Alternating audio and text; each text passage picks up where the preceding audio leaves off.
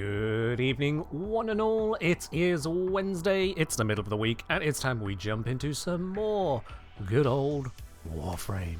Welcome in, everyone. Hope you're doing well where you are around the world today. I feel like I have something in my throat. There we go. Muted my way through that. You did not want to hear that, but there we go. Welcome in, everyone. Hope you are indeed doing well today. From Goromus, really can't recommend against trying to complete mod collection without trading.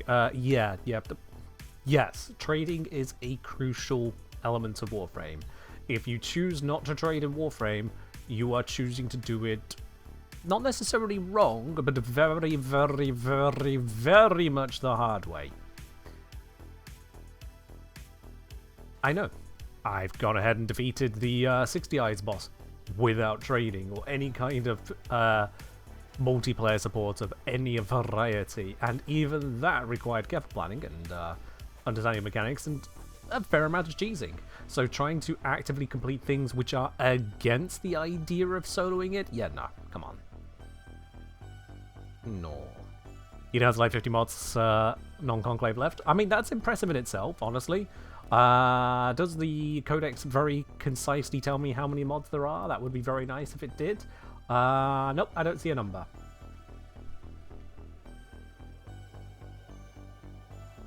Yeah. Are you saying did it wasn't hard, just slow? I mean, slow is a kind of hard when you think about it. That's what people are really going on about. Sort by duplicate score right. Still not seeing the number I was looking for, but thank you. There is a distinct lack of numerical information of the type that I am looking for. Unless I'm blind, which I could very well be. Who's to say? But yeah, when it comes to achieving much of anything of collection in various games, Warframe not an exception there. Getting mods isn't really that difficult. Getting all of the mods is no more difficult, it's just time. It's a multiplier of time. But time is the difficulty because you're spending all of that time trying to not burn out on Warframe in pursuit of this particular goal. And that itself is the challenge. It's not the challenge of, can I do the mission? Can I get the build? It's the challenge of, can I get there before my brain melts out of my ears? Which is also why I don't do it. Why are they called mods and not modifications? Why are you called Bowser and not so King Bowser of the very sensible, exonerated variety, whatever the VSX stands for? Bowser, thank you very much for the 29-month resub there. Much appreciated. Cheers.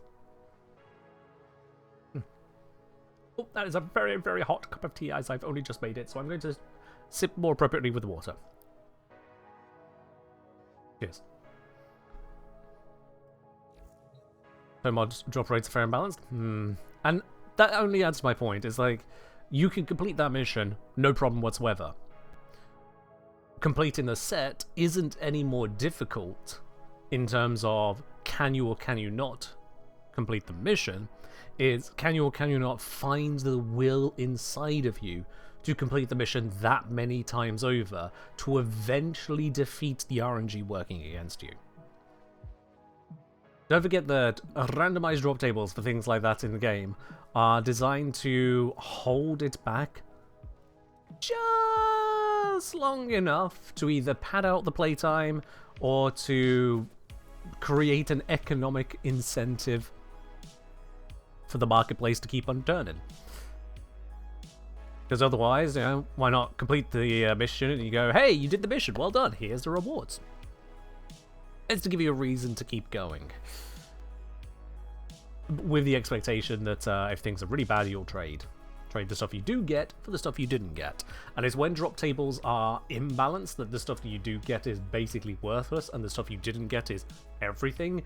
That's when RNG starts to really stink. Oh yes. But hey, best of luck with that. Try not to have your brain melt out of your ears. Mirrorlab asking, do I have all the peculiar mods? That is a question. I have no idea. Probably not, because they're cosmetics, and so I do not prioritize them. If I go for peculiar, I am missing peculiar growth, which is not surprising to me. The fact that I have these 3 is in itself already more than I'd have expected. I was expecting to be missing at least 2. So, yeah. Hello there, Moon. Moon! Moon. You should have received a message from me, an email from me. Or rather, an email from the platform from me. So, just an FYI in case that's gone into, like, a spam box or something somewhere. FYI. That's all. I'm gonna say it's peculiar? It's not that odd or unusual. What, when? Like, a day ago?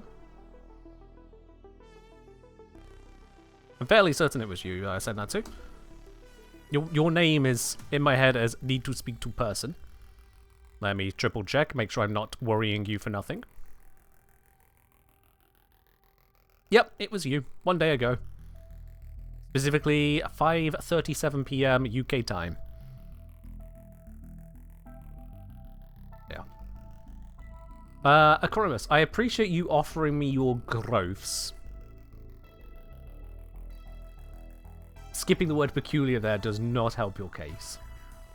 But I'm fine. Thank you very much for the offer, though. And anyone who has just tuned in, I am not going to give you any more context than that. Hello there, Chaos Kitty Cat. Right, so today on the docket is Nightwave, which very interestingly, indeed, just announced is ending. Yes, indeed, they have announced that there is going to be a brand new Nightwave as they roll around with their Nora's Night mixes and Nora's Mix. We've got Dreams of the Dead at the moment. Up and coming is... Where's the link gone? There it is. Nora's Mix Time Tempests. Time Tempests. Which I'm sure has plenty of details and whatnot. Excuse me. Oh, I really did have to eat that food quickly earlier.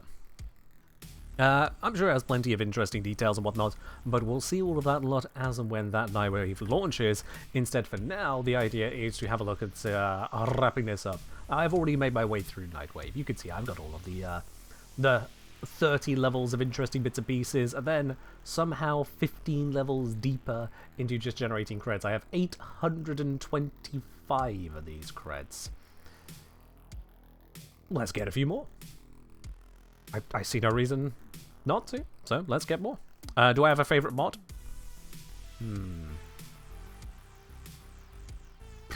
Probably going to be a... I'm kidding. Mod team, please don't resign. No, in terms of a favorite mod in Warframe,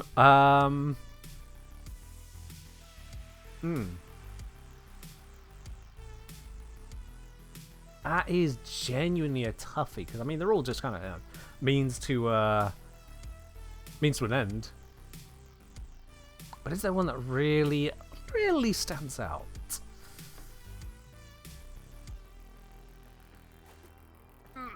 Yes, Moon. Yes, yes, it's the yes-a-t. And if you did not receive that message, then stop dancing around. I'll just send you a Twitch DM so you know where you're looking.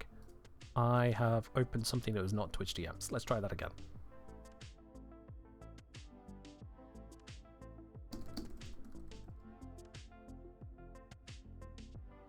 There you go. Alright then. Yeah, mod. What is the mod that the most entertains me in Warframe? I don't think it's any single mod I'm looking at here right now, no. None of the Archon mods, Umbral mods, nothing I fit to Lavos, none of that lot. None of these really individually make me sing. As much as Villainous Formation is powerful, yes, don't get me wrong, I wouldn't delete it. It's more one of those that is just kind of, it's a buff, it's a stat buff, it's an improvement, but it's not enough to make me say it's my favorite. No. Just because something is oft used does not a favourite make. I don't watch my favourite film every single day. I will intentionally watch many other things rather than watching my favorite film. Does that mean it's no longer my favorite? Mm-mm. That's not how it works. But in terms of what is my favorite then?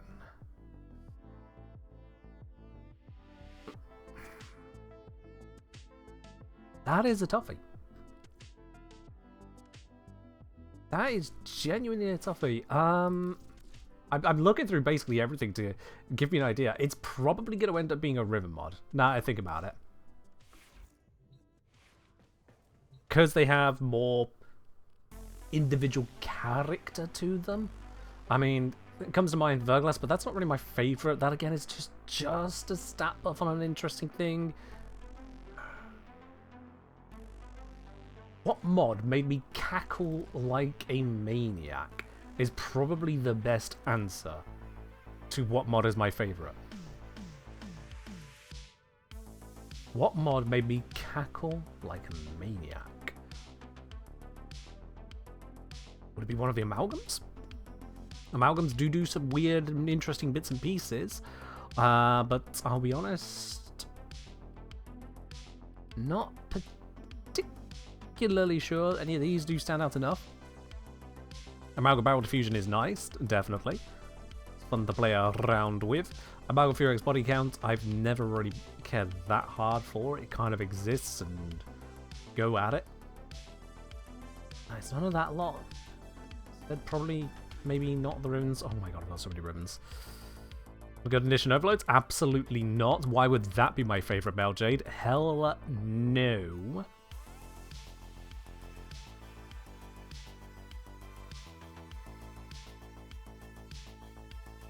If it's going to be something that makes an interesting result, maybe it's going to be in the augments?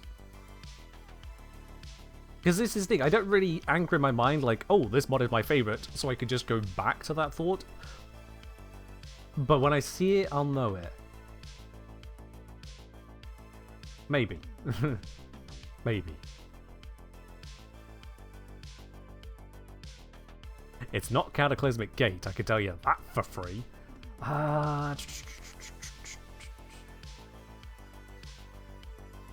You've really got me with this one.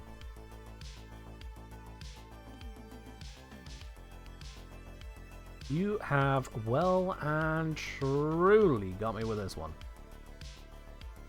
Infiltrate's a nice one, but it's not like cackle-worthy.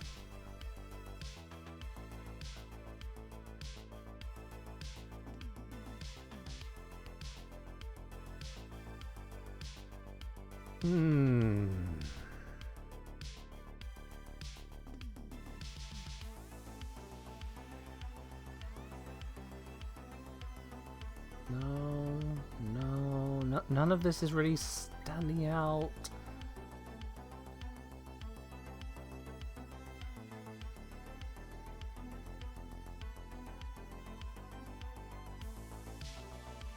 Okay. Maybe I need to lower my threshold a bit here. Maybe. It's definitely not going to be any of these. The names just annoy me.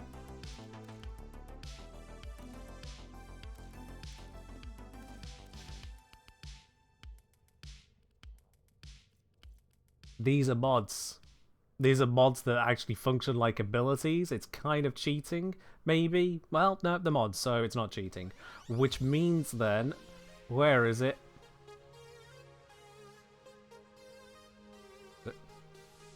Is it one of these? Ah, there it is. There's our winner.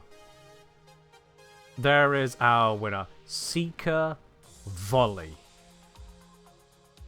If there is any singular mod that gets me to cackle the most, to go, yes, this is what you've been investing into, it is Seeker Volley, because you just get an entire barrage of homing missiles that deletes fighters like there is no tomorrow.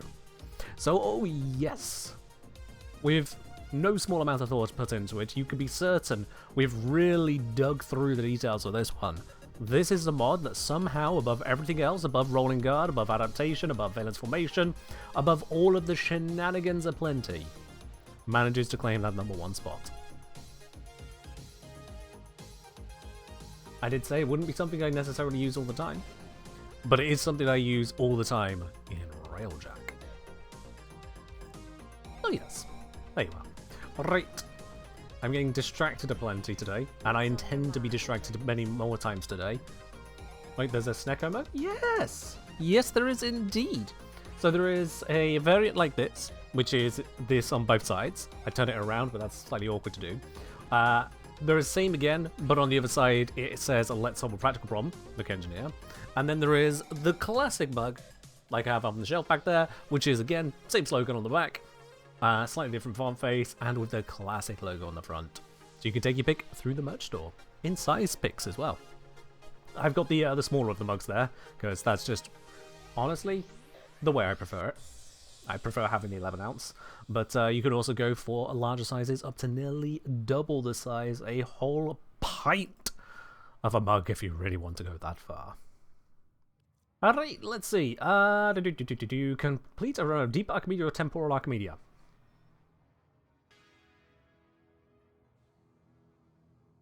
We did that last stream.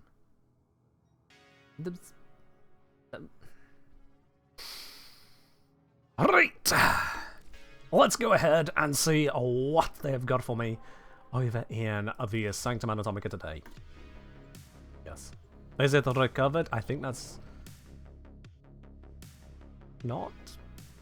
I say.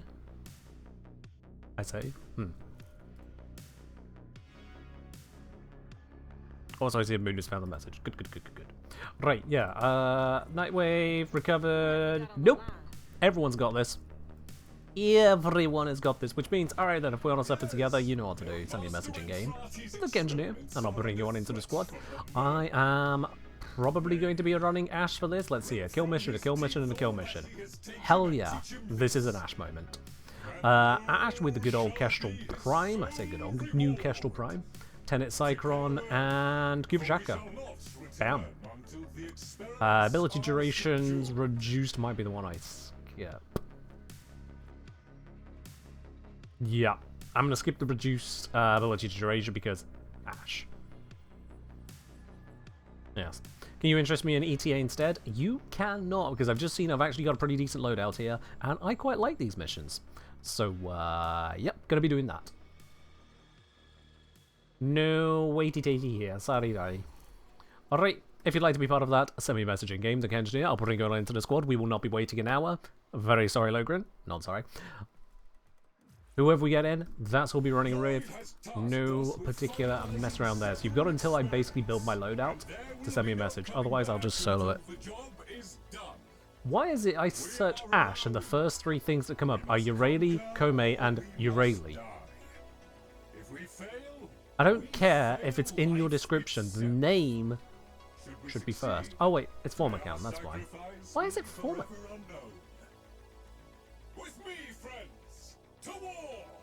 That is a little peculiar. Don't know why it was that, but alright. Ash it is, anyway. Ash, Gasman. There we go. Beautiful stuff. We need to grab weaponry. That was the wrong button.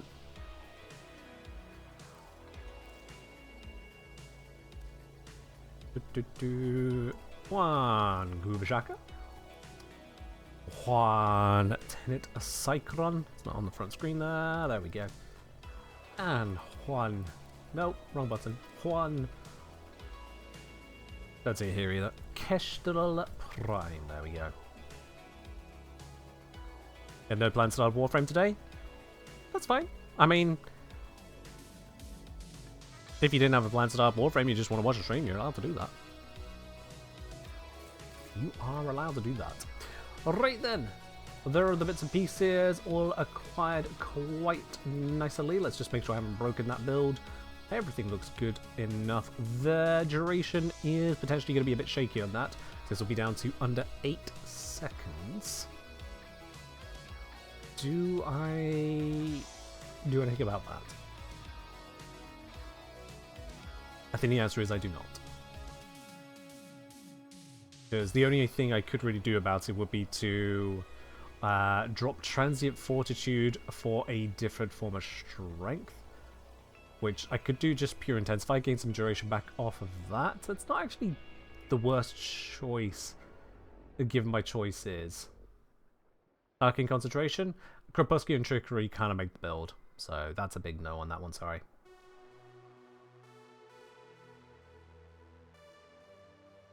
Yeah, I can go normal Intensify. We still keep most of the buff on this and most of the buff on that. Precision Intensify would cost me too much of the crit to be worth the Bladestone result, so this is the direction I'm going to go on that. Yep. That little bit extra duration means we'll be on 9.5 seconds invis on smokescreen, which should be manageable. Trickery should hopefully kick in well enough. Drop Rolling Guard, that's literally my defense. For when invis fails for whatever reason, or just things are AoEing my face off. That's not a safe drop. Don't need it? Thank you for the advice, Captain Calamity. I'm going to completely ignore that. Moving on, because we're soloing this as well, so if I go down, I lose. Not acceptable. Let's also go into here. I've currently got it set to Madurai, which would allow me to get back onto my feet a little bit more reliably. I am also going to set you to the shooty mode, so that if I'm ever visible, I have something else joining in the fight.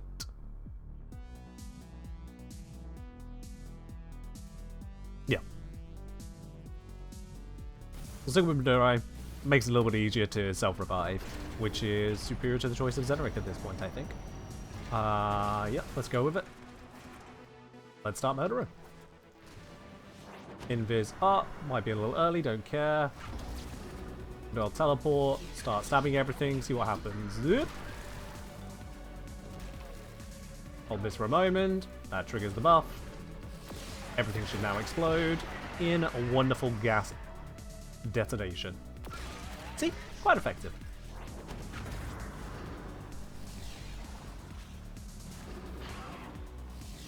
Now, I'm not running Naramon, but I should be gaining the finisher kills, which will stack up the benefit there instead. Because I think that's the arcane I have equipped. Oh yeah, this gun is not going to do jack shit without proper stacking, isn't it? Gotta watch out for those things. They will mess me up.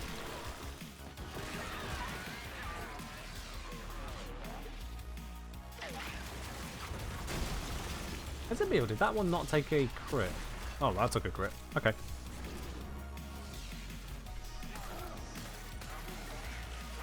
There we are.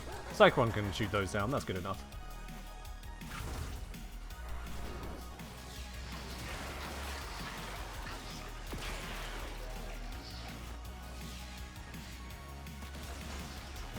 Beautiful. Taking a bit of damage I did not want to take there. That's why we've got Rolling Guard.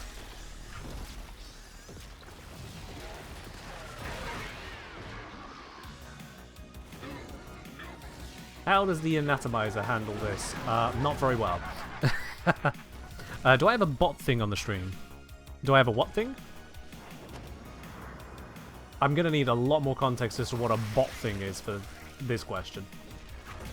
Also, one of my views is broken. There we are, it's good. Ah, yes, please no neck mech. I don't have the means to stop that.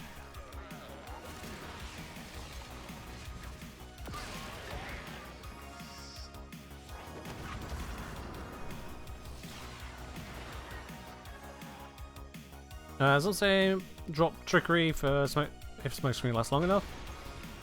So it's a big way of saving on energy economy in difficult circumstances. Because, like most invis frames, if your invis runs out, you're fucked. So having a nice long invis that is energy free is brilliant. Like an AI chatbot that can hang around. Ezzy, you've got me. I would like you to kindly explain how that is not enough. Also, I've just heard my housemate has returned. He is being polite about it, but I need him to be a little bit less polite about it right now. What do you mean I can't pause this mission? I'm solo! Shit. Okay. Right. I really need to speak to... I guess I'll just have to run this mission and then grab him. But yeah, because the house is not doing what it should do. And he needs to know as a matter of priority about that. So... shame I can't pause. I can't just set up somewhere, because they will find me and murder me. The enemy is not my housemate. Did I clog the toilet? No. Nothing's quite so crass. As he talking about Stream Elements has a bot emoji or something before his name. Okay, look, Ezzy, Stream Elements as a bot responds to people with commands. It's not an AI chat bot that you chat with. If you are looking to chat with something on the stream, there are real people here, and there's also the streamer. Hello! If, however, you are looking to just play out some fantasy, have a pale facsimile of therapy, it's not therapy, get real therapy, or something else that we dare not mention, you're not going to find that on the stream, and certainly we're not going to install an AI chatbot for you to goon with. The bot is what you're trying to say. Okay. You're asking if I have an AI... are you asking if I have an AI chatbot, or are you asking if there is a normal chatbot that just responds to commands, like the commands I have in the stream title?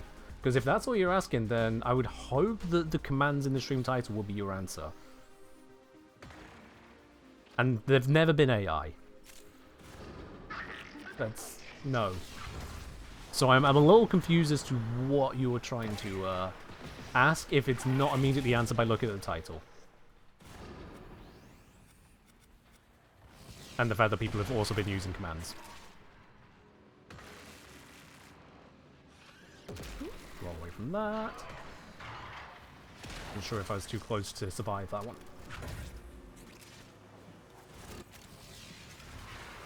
I know there are some streams that use AI commands, as in quite literally you can prompt an AI LLM response, and that's just... it completely misses the entire point of why the stream is there.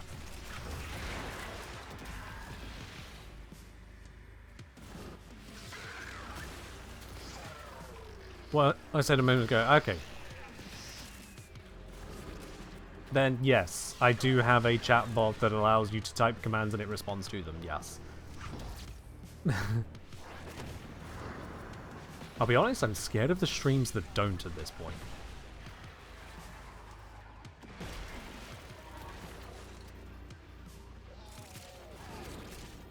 And I know this is a relatively slow exterminate mission I'm doing here, but I'm also being extra safe about it so that I don't die whilst reading chat, and yeah.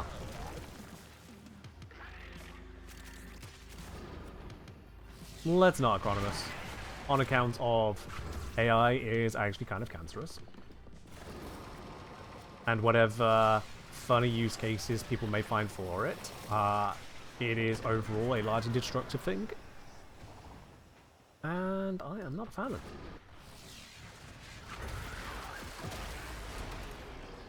I am not a fan. May I ask what I mean by missed Nightwaves? As in the Nightwave missions, because if you skip a weekly or elite weekly mission, it can come back again so long as you clear through enough of your current week missions. I have, however, picked up every crucial reward one can get from it, but that doesn't stop me from getting more. Also, what with the new Nightwave coming around, it just seemed topical. Who doesn't like a lot of topical nonsense? Now, I am going to need to play this as Alchemy, not just Exterminate, which means I do need to pick up amphors and stay alive. Maybe not use my rolling guard carelessly. Stuff like that. Also gotta love that 2 million damage hit right there. That was a beautiful one we saw in the background. Oh, is this the one with the Xmas that are only vulnerable to certain amphors? Oh, I probably should have read that modifier. That's concerning. That is going to make this substantially more difficult. What was damaging me there?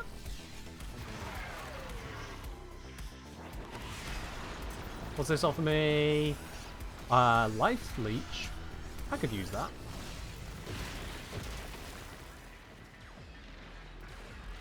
I don't know how this ledge grab is working, or not working, but it's working enough. Can someone explain to me how that guy died? he kind of spawned and just didn't. Yeah.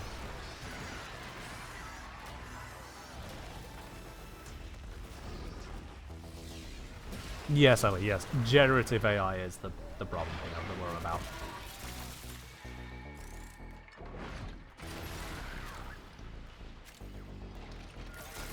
I don't know what's worse. The theft that makes generative AI possible. The wanton destructive costs of operating it that are being turned into the burden for everyone but those actually setting it all up. Or the sheer number of people that seem to take it as a magical gospel. And so we're seeing an increasing number of issues in basically every industry of people accepting its hallucinations as a replacement for thought. They're all bad things, I just don't know which one's the worst. They're all so terrible.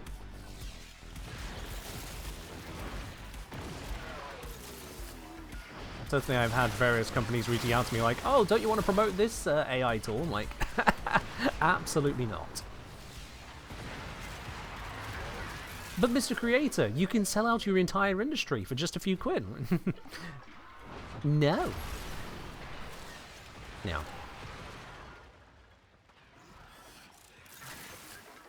It is a hallucination tool. Built on theft and wanton, dare I say, destructive resource consumption. Not a fan.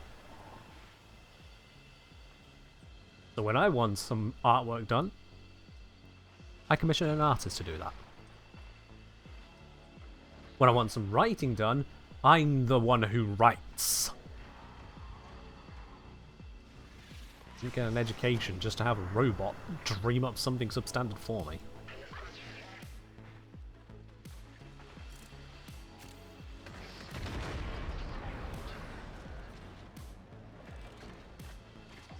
But that is my rant. As of annoying things like prices, wages, and rights. See, yes, this is true. Unfortunately, all things come with a cost. So if you're trying to evade it on the basis of, oh, but it's cheaper, it's only cheaper now, and it's worse. It is 2-day-old McDonald's burger left out in the sun worse, whereupon it has all of the calorific content, but absolutely none of the heart and soul of an actual made item, and certainly none of the benefits for the population as a whole.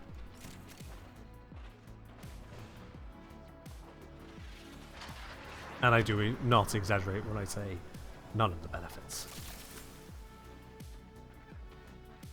Oh, it's Saurotoxin one. Obliterated.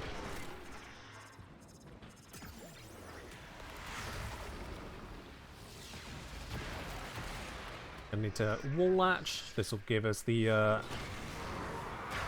please don't hurt me. There we are. This will give the gas for the gas build.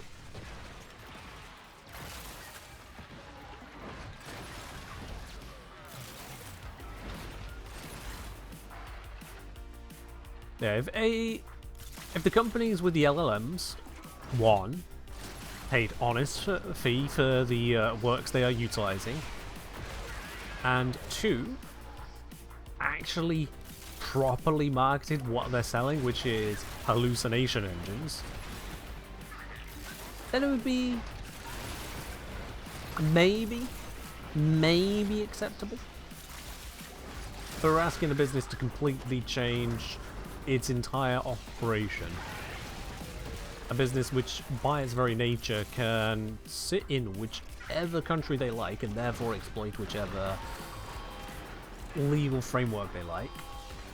Oh god, this thing is immune to my damage. I have nothing to counter it. A Necromecha's hit the field and I couldn't stop it.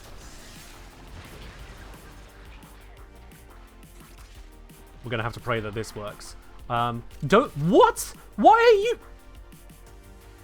It spawned a Necromech, which is also immune to my damage. I need an electric amphor. I see... Aha! One has just appeared. Give. Okay, that's wiped that out, and now... Maybe this will get rid of it for me.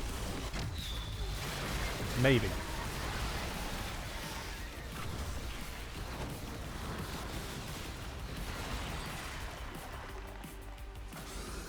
It is conspicuously not dead. There we go. Ash actually could kill it. To my surprise.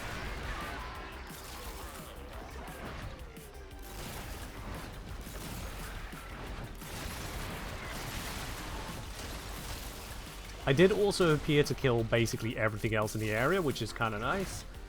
Whilst new stuff has spawned. They're too late. Oh yeah.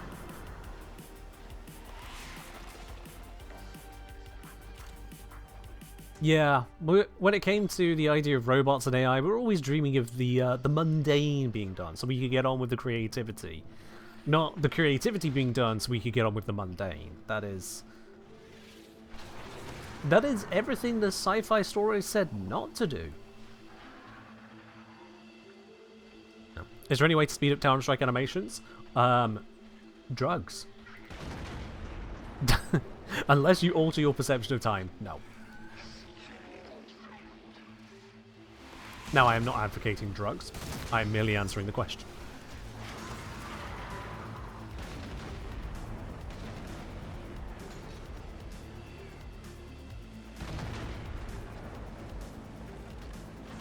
Ah. The software dev currently job hunting. This hits too close to home. Yeah. One of my brothers works in academia and has said that he might, well, is almost certainly going to be looking outside of academia because the job market has been decimated, not least of which by people getting the idea that they can just hallucinate science from a robot.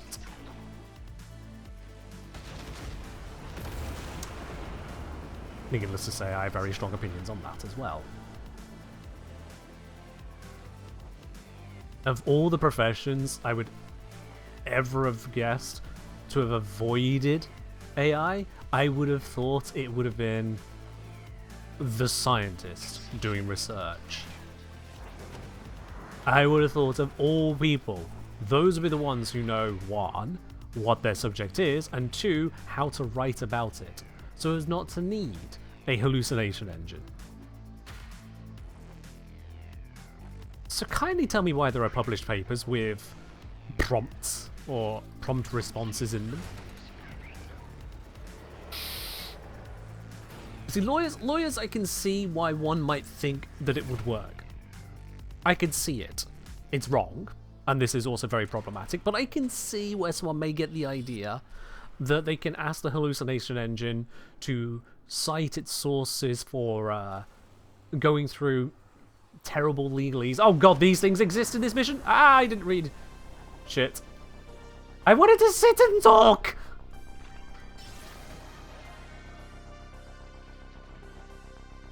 Yeah, you can kind of get the idea as to how someone might consider, oh, this machine is supposed to be interactive and it can dig through all the dull boring bits and tell me the information I need to know. This is great.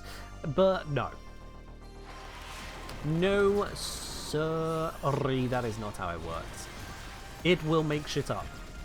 Because unless you really, really, really finely tune it, a generalized LLM is only going to do one thing, and that is string together answers that seem like they are correct. Even when it is forced into citing things, as soon as you turn it back to the hallucination engine, that module will hallucinate.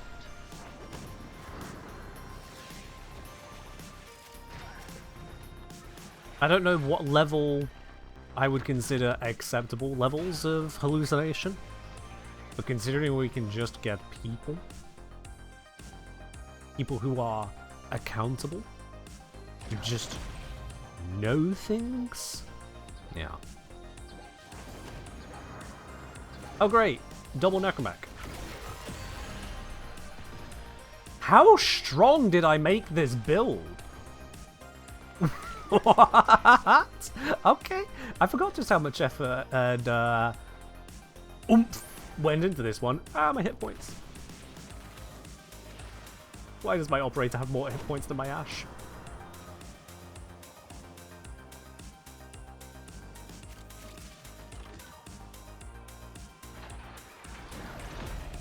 But yeah, ultimately, from everything I've seen, LLMs are at best a weirdly cooperative 12-year-old that thinks they have access to Google. Why is this one not dead? Thank you. They will do plenty to offer you support in whatever your endeavors are. That support, however, is not guaranteed to actually be supportive.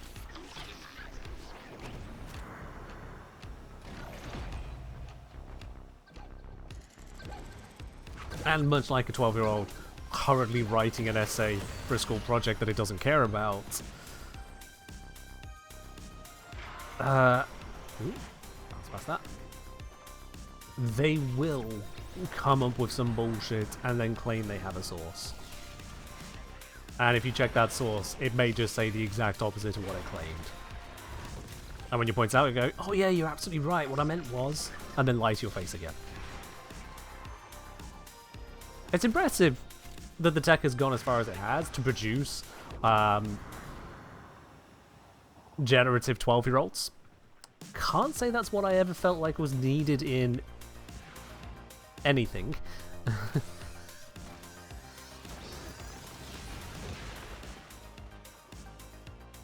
Most recently, with the Nvidia stuff, as far as I understand, announcing, hey, this new set of graphics cards and the way they can work is that we can have it where after all the hard work people put into making a video game is done, we can then just ignore what they've made and remake it. Ignore all of the artistic decisions, everything about that, and just make shit up. Because what is art?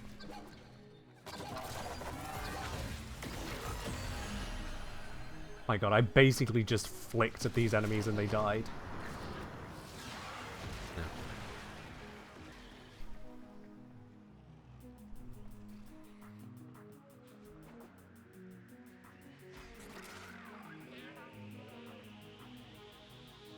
I have fiddled around with a couple different free AI chatbots here or there, just seeing, okay, what are they capable of, so as not to be an uninformed Luddite about it.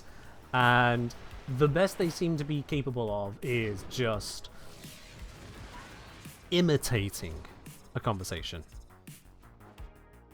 How new is this stuff? This stuff is in the DLSS stuff this week of announcement.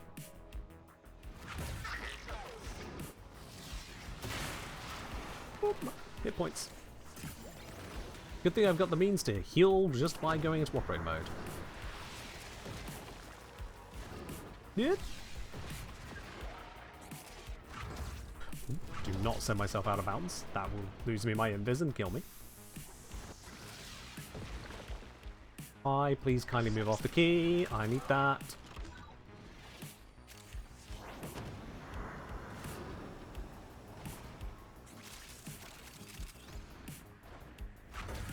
Alright then.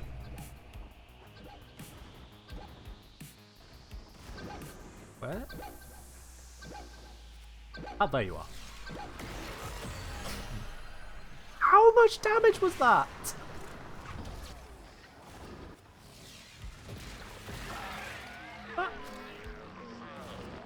That looked like legal amounts of damage. To say I just flicked an ability at them. Is that 4 out of 7 million? Damn.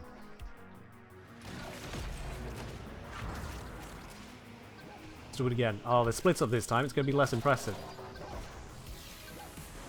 77 million damage. I thought it was a bit more than 7.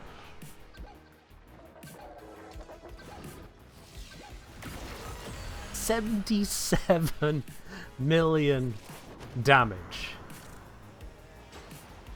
Oh boy. You cast Steel build? It's just the Ash build. Sharted and departed, and I'm not even doing the sharting. That's a sentence.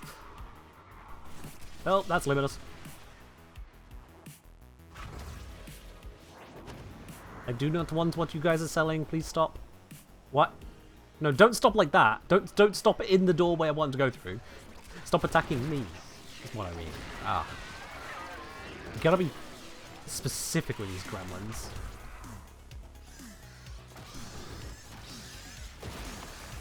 Oh, apparently we've not got the gas. Let's get the gas. There we go.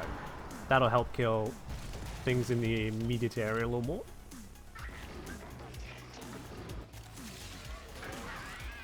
Now all we need is the keys. Man, imagine if Tower tries to kill Luminous. Actually, just in case they can. Has anyone tried? Well, I've tried.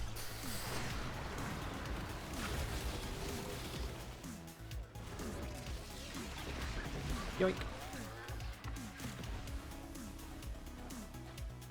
They're selling ChatGPT generated artwork of a Warframe MCU crossover movie. Who's selling that? Because, that sounds like DE would very much want to get involved. And Marvel, but especially DE. 171 million. Oh, it's illegal levels of power. Oh, you suggested Eliminus is selling that. Right, okay. It's a joke. Everything is so much clearer. Is pressurized magazine additive or multiplicative to other fire buffs? I believe it is additive. Pretty much all of the Acolyte mods are additive. In fact, I don't know of a single one that isn't. Come to think of it. Ah, yes. Docket delivery. Thank you. I didn't even see the damage number. He just dies. That's what they keep doing. They just cease. This build is clickbait levels of power. Honestly, when you see something die so hard that the damage number never actually happens, you know it's good. It's basically a dev build at this point. The only reason that you know this is not just pure hacks is the fact that I'm having to watch my hit points.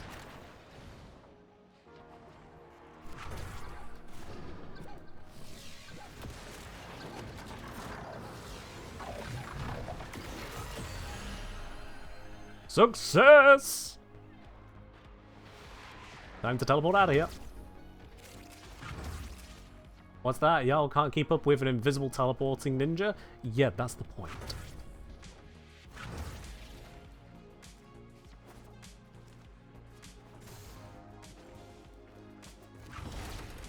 Ah.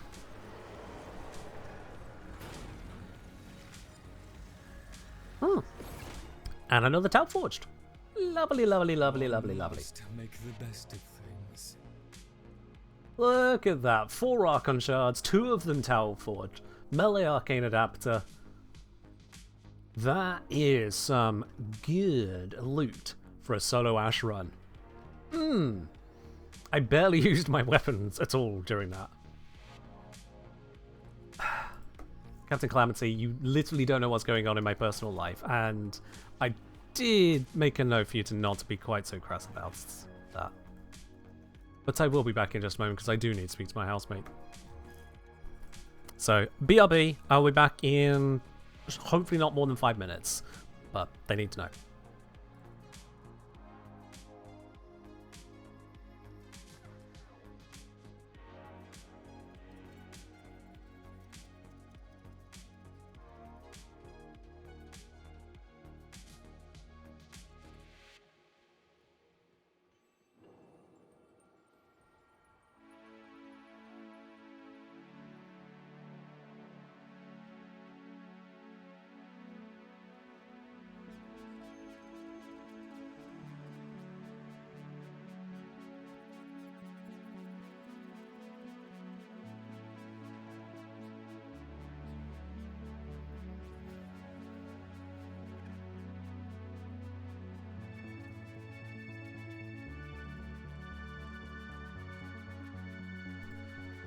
Well, it turns out my housemate is even more polite than I thought, because they have managed to silently leave the house again.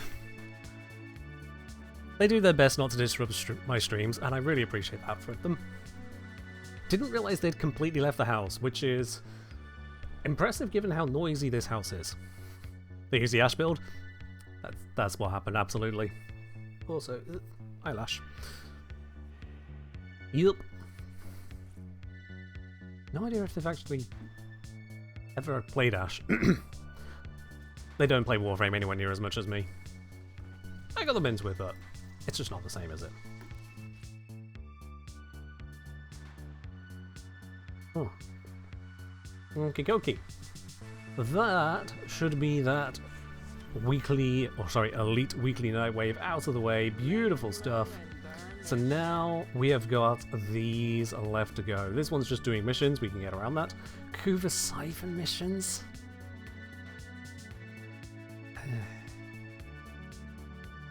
Okay. I don't think I have to do the Kuva siphoning bit, right? I should be able to just do the mission. And if I can just do the mission, we could be good.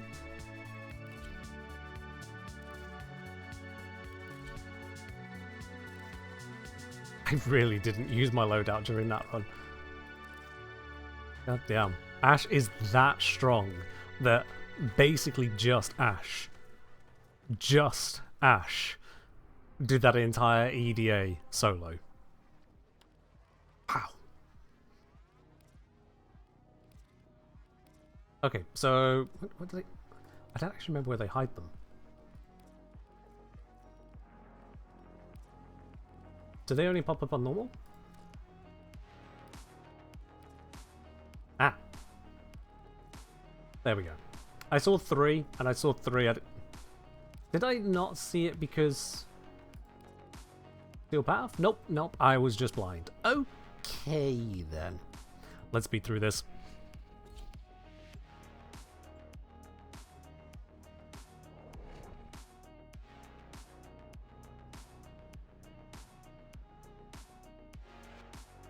You are here to find our target and bring them to the extraction point. Happy hunting.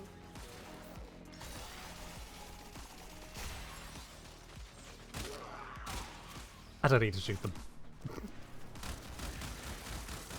Up. Alright. From Clash Point, out of curiosity by the way, Ken, why do you have a notification rule in the Discord when you post a new video? Feels like an easy thing to attach. Why do you not? Well, it's quite simple really. Clash Point. All of my videos that are uploaded on the main channel, they go into one single channel, the uploads channel. Have you ever right-clicked on a channel? Because if you haven't, I can introduce you to a wonderful feature. It's called Turn on Notifications for that channel. Rather than creating more and more role bloat for people to dig through, people can just take the notification they want. That's why I have it as a singular channel, which is just used for uploads, and is also a broadcast channel. So you can feed it through to your own Discord server as well if you really want. Chrono's saying the problem with that is you get a ping. I have no idea which server channel this ping is from. Fair point. Fair point. You have to then follow up where it's actually coming from a bit more. I'm ignoring that. Going this way.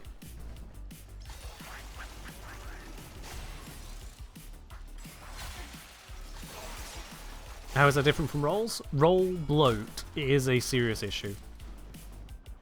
Or I suppose if you're asking how is it different from rolls in the how is it different from rolls not showing you where you got pinged?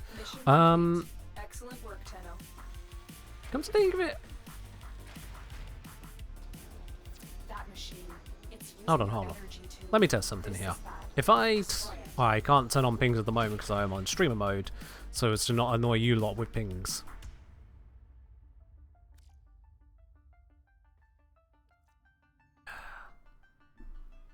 Roll ping show the red notification bubble? Yeah.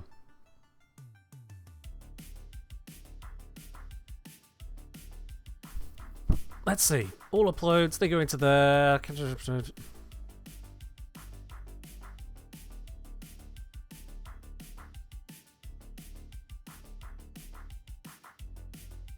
Yeah, not sure on the best solution on that. I'll be quite honest with you. It's not really crossed my mind as something that's needed yet another role ping. You can literally follow the channel itself, get the pings from that, to just at least announce, hey, there is something on Discord for you to have a look at. If you use Discord's unread message feature, it lets you know where to go, so that's not a problem, if I'm quite honest. When it comes to consolidating it, like I've done with some servers, I consolidate their broadcasts into a single channel on a separate server I have, so you can do that as well. Further, you can just, you know, go to YouTube and you'll see if there is something relevant and new, because it'll be on your home screen or in your subscriptions feed. Do I actually keep any server fully read? I don't know if you're asking me or someone else on that one.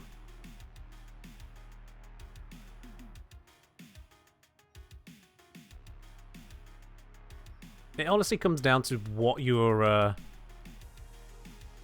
expecting from the whole setup.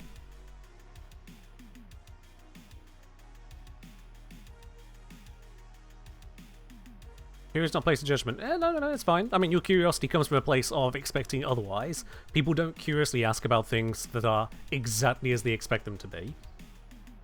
So, it is a mismatch of expectation.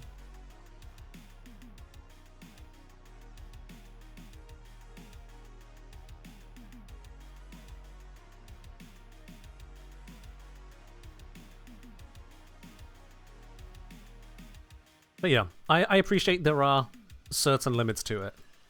I would honestly say if it comes to something like an uploads channel, like my uploads channel, the best answer on that is to have created your own server, which you feed these things through to.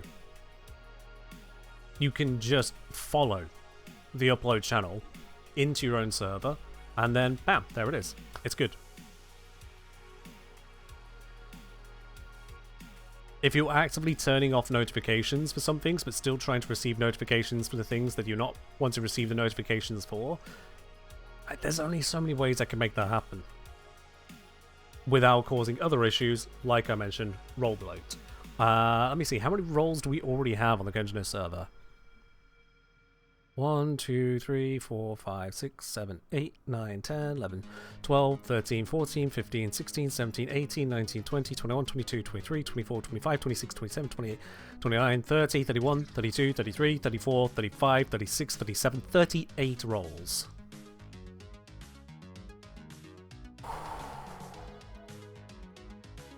Yeah. How many of them do I ping? Okay. How many of those roles do I actively utilize for pings? Why are we drawing the line at how many we ping, Clashpoint? I mean, if you're asking, you're trying to make a point with it. If you're asking out of idle curiosity, this kind of a conversation is not one you interrupt with idle curiosity when it's one you spawn. So, are you asking because you feel it's going to make a point? If so, the point to counter even the question is roles are for more than just pinging. And again, there is maintenance in that. I'll be quite honest with you, there's enough ways to know when a video goes live from me. Plenty enough ways that tens of thousands of people manage it every single video. It doesn't seem necessary to me to go to the point of causing issues to try and fix someone deciding not to use any of the existing solutions.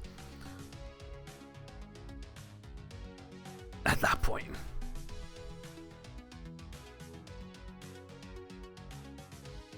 If it really comes to it that you absolutely must, as soon as possible, get a notification about a video going live from me, you can use the exact same technology I have for the uploads channel, which is to get a bot to post a video.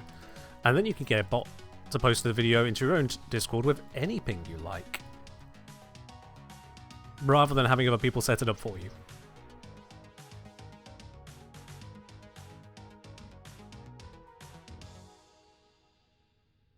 Alright, Clashpoint. So yeah, if you expand on your point as you have done there. It comes across a lot better because then we know what you're even trying to ask in the first place. Now you say, as in how many roles do affect users when it comes to pingable roles. Roles are for more than just pings. That can be bloaty or annoying. And also, you class point want to be clear that you're not asking me to do something in a specific way as much as trying to understand my mindset more. Okay. But that's not how you opened it up. I couldn't guess that you were just going, oh, how does Kenjadir think? At the start of that. Most people don't just open up with a, hey, you do your server in a way I don't expect. This is an easy thing to do, so why aren't you doing it? And you yourself say, you feel like it's an easy thing.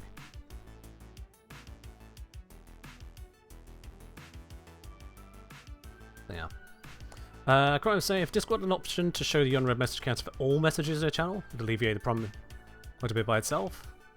If it had an option to show the unread message counter, all messages in a channel.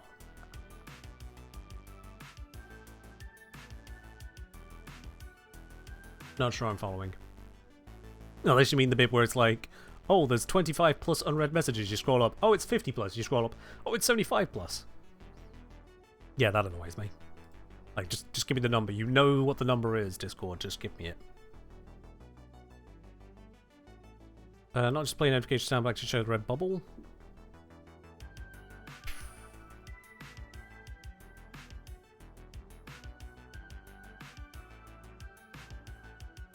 Right, you're wanting the notification as to where you're being notified from. Not the number.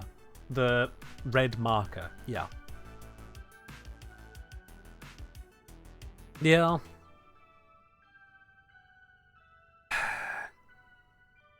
It gets to that point where I do wonder if Discord is overutilized by communities. So let's take a moment to think about that as a thing here. Discord is trying to be forums in the threads they've got, both in forum sections and then forum threads in these feeds. But these threads are sandwiched into endless scrolling chat feeds in channels, which is more like IRC. Whilst also trying to be a replacement for TeamSpeak and Mumble and things like that, and is now also used as a kind of replacement for Skype, with friends groups and group chats and file hosting and storage and live streaming, and then integration with so many applications and games. Whilst also being now tech support, customer support, wikis. All of this non-indexable. Yeah, absolutely economist. No index, no Google search for it, no nothing. Logan, that doesn't work if you hit reply, because the reply is part of your message. Anytime anything comes up and says, oh, join our Discord to... No. If I need to know more about your business by joining Discord, you've done it wrong. This is what websites were for. If you'd like to get some advice, join up. No. No. Discord is community. Discord is talking to people and sharing things. So, like, with the posting of the videos, actually, you know what? I can go into my metrics. How many people come to the videos via Discord? I'm genuinely curious. It's been a while, so let's go to one that has been viewed less than many recent videos, so as to reduce the effect of pseudo-viral results. Let's go to the Vorman one, because I'll be honest, that one's not done too well. I was late getting it out, so that's my fault. Let's see, where did viewers come from? Here we go. Of the external viewership, which was 0.8%, Discord and Discord.com are two separate things, which is weird. But Discord and Discord.com, I can add these two together here. Total viewership. And let's get, this is since uploaded.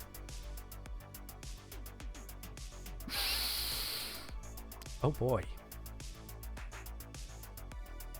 Oh boy. Okay. You know what? Let's.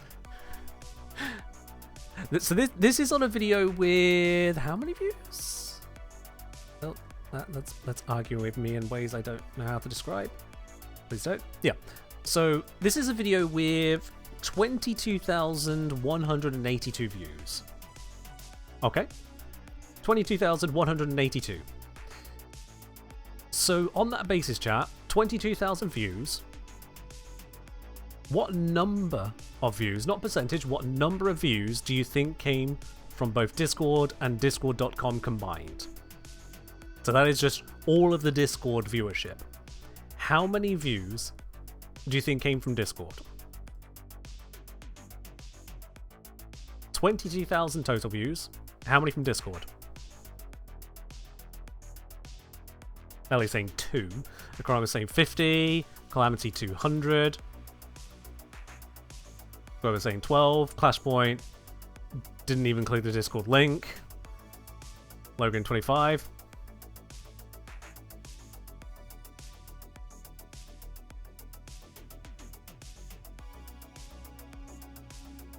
Well, depending on which game show rules we use, either Squirbo or Logren has won. Because it's 21. 0.1%, less than 0.1% of the viewership on that video came through Discord. And for all that one may argue that, oh, well done, Ellie, well done. For all that one may argue that that number would be higher if I did indeed implement such a ping system, that already gives an indication to just how many people use the Discord as a means to get to the video itself. For comparison, 78 people got there from just doing a Google search, and 4 people got there from Google, but somehow not a Google search. Which is a thing. 2 people got there via Patreon. Someone got there via Wikimedia. 2 people got there via Wikimedia. 1 person via Reddit. 1 person via Overframe? Who the fuck's putting my builds on Overframe? Someone got there via Gmail. I guess they got an email notification of a YouTube video has gone live. 2 people got there via X. 1 via MSN.com. Now, these are the metrics that I can get access to. For further comparison, that is external traffic, 0.8%. 56% of people who watched that video just had it pop up on their feed and they went, oh, I want to watch that. 14% had it suggested to them whilst watching another video.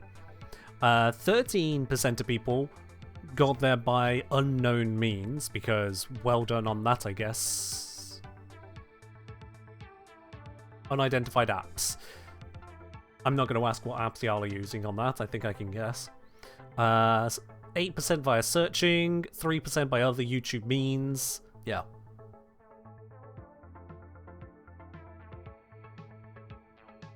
So. Ellie saying, how would YouTube even know? I'm just clicking a link without any attribution, opening it in my default browser. YouTube will pick it up probably from your computer doing more than just opening a link. Even when going through an app, I've come to learn that computers are doing far more than just opening an app and running a link through it.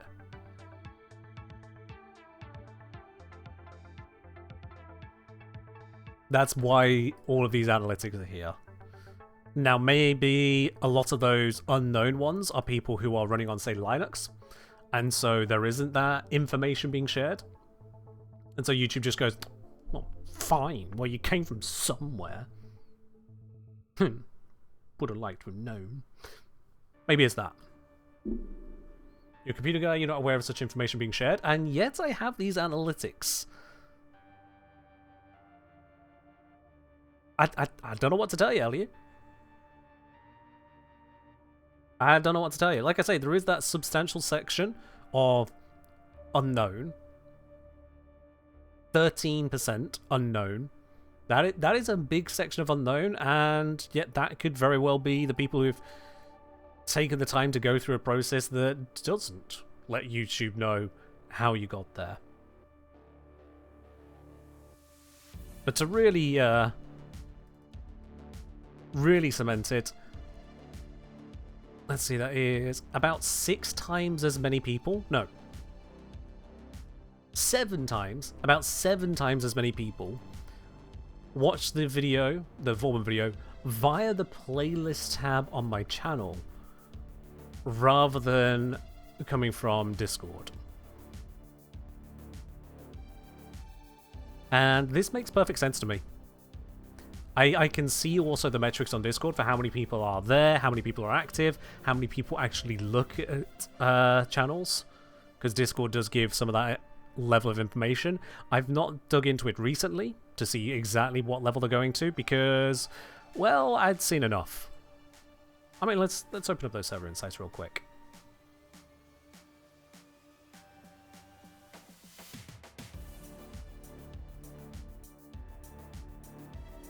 Oh, actually, that's interesting. Is that correct? Sorry, one moment. I'm going down a rabbit hole here. It's given me a very interesting number that I didn't realize was a thing. It's...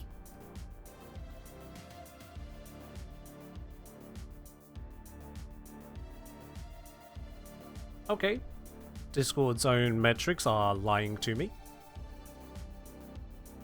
Or it's not telling me the full story. Because it's saying that the server has 1,989 members. It very clearly does not have that. It has 2,809.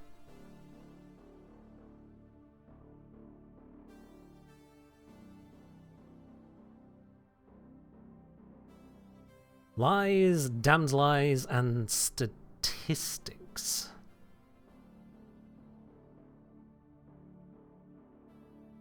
Now,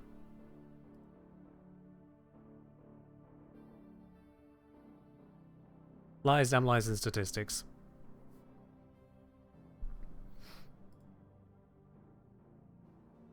But ultimately, yes, there is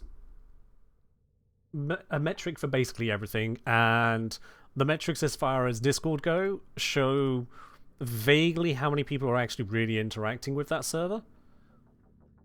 And beyond that, what they're interacting with. So if I go in the last... is that the last month? Date range, that's that. Oh, that's the last few months. Okay.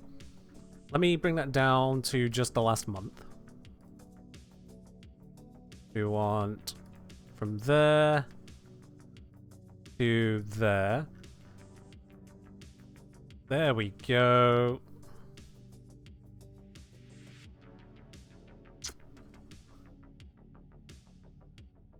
"37 people in the last month even looked at the uploads channel. 37. For comparison, apparently 221 looked at the live stream announcements channel.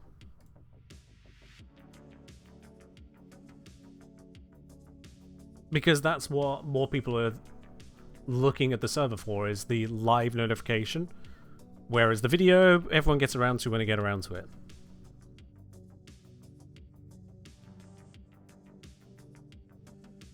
But yeah, we got the stats. Bringing it all together, turns out it just doesn't really matter that much. Also, my god, you lot post a lot in Warframe main. Oh boy, that is a few thousand messages right there. Okay.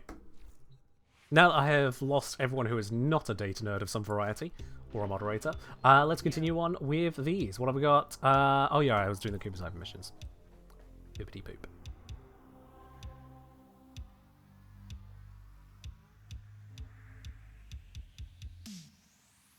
It was the triangle, and we had new capture. Perfect. Or is that the same capture? I'm not quite certain.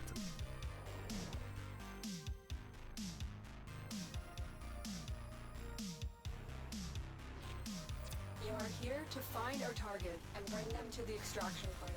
Happy hunting. There we go.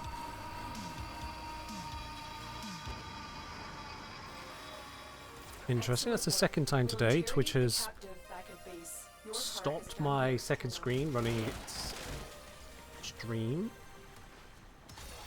which I use to make sure. I was wondering why it was telling me to use transference. Yeah. I don't know why Twitch is stopping that stream there. That's weird. I wonder if Twitch is being a bit more aggressive as to who counts as an active viewer. Curious.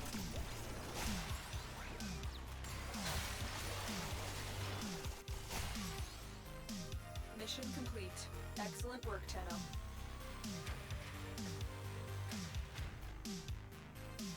Curious.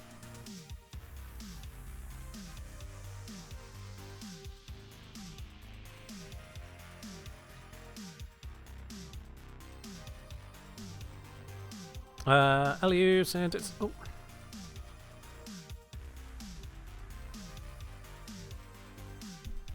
You could be right, LU. Honestly, you could be right that it is. All of the. What's it? The metrics saying these are the views on Discord are just the views of people watching through the embed player rather than following through. It's possible. I wouldn't expect that to be the case, though, for some of the other so-called external views.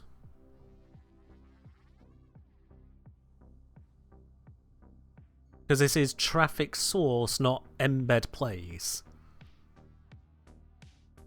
Which leads me to believe it is a different thing. In fact, let me compare. I should have the metric for embed plays. Let me see if I can just find that.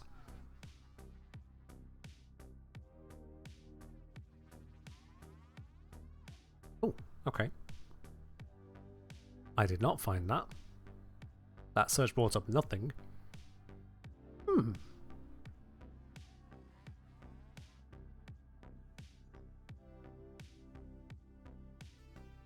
Well, isn't that wizard? Okay. Yeah. It is weird. Oh, look at that. Okay, yeah. Hang on. Wait, is Twitch pausing when I tap? Oh, that's what it's doing. Hold on. Those of you on PC right now, certainly if you're on Chrome, just to try and root out the variables, can you open another tab, go to it, and then come back to this stream? Because when I do that, it pauses the playback I've got. I have got it muted as well, because we don't need to hear my stream coming through my stream. But yeah, every single time I do that, it pauses it. It didn't used to do that.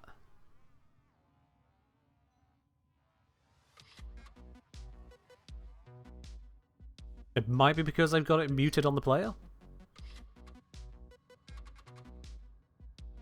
Hold on. I'm gonna briefly turn off some audio settings on my side so I don't cause a feedback loop. Okay, no, if I don't mute it. Yeah, if I don't mute it, it doesn't pause when I tab out. But if I do mute it, it does pause when I tab out. Interesting. Okay. Yeah, video going lower quality is very much expected, because what's the point of sending data that's not going to be used? That is to be expected, but pausing it if you tab out whilst it's muted? That's interesting, I didn't expect that. And for my use case of seeing the Twitch live side constantly on my other screen so I can see if things are breaking, is affected by that. Well, that is yet another thing I need to be aware of. Okay.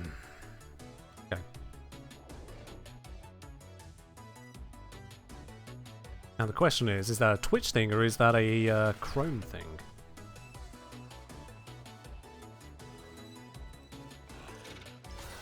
Because it very much could be a Chrome thing.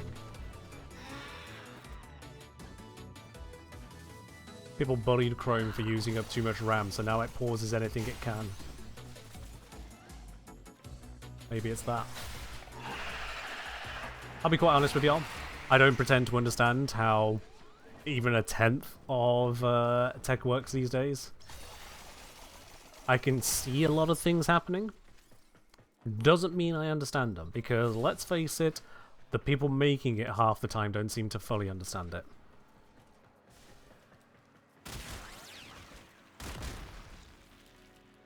Shit be wild. I'm in There your we go. debt, Tenno. Let's go home. Oh, was that not the exit? Okay. There we are.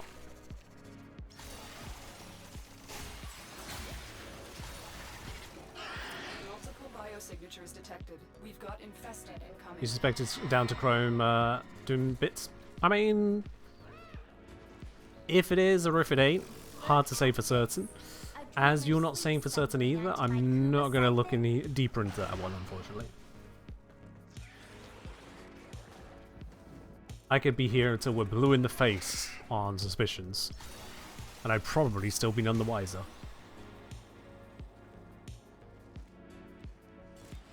Such is an unfortunate reality of tech and guesses.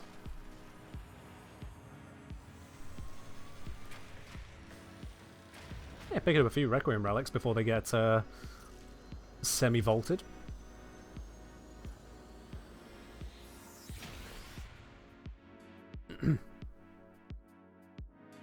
Elliot said, I wish the source attribution was more transparent. Fortunate enough that most clients don't ask you how or why their analytics show what they show, as long as they show something. Yeah, I get that. I do get that. The data analytics is a fiddly field. Something I'm vaguely aware of, if only to say, wow, this is a mess, because of my career.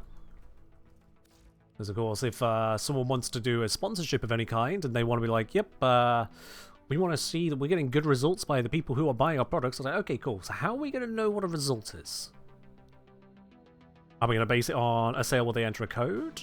Is it going to be a sale after they click through to a link? Is it a sale after they've clicked through to a link at any point thereafter, having clicked it because of a cookie? Is it because sales have gone up X amount during Y campaign, and therefore you could extrapolate that it is probably X sales as a result of Y campaign, ignoring other global factors?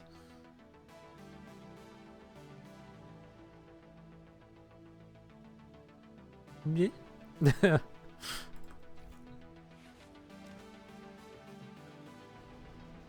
Of course, everyone's competing to get the best metrics, even if it's not necessarily the best results.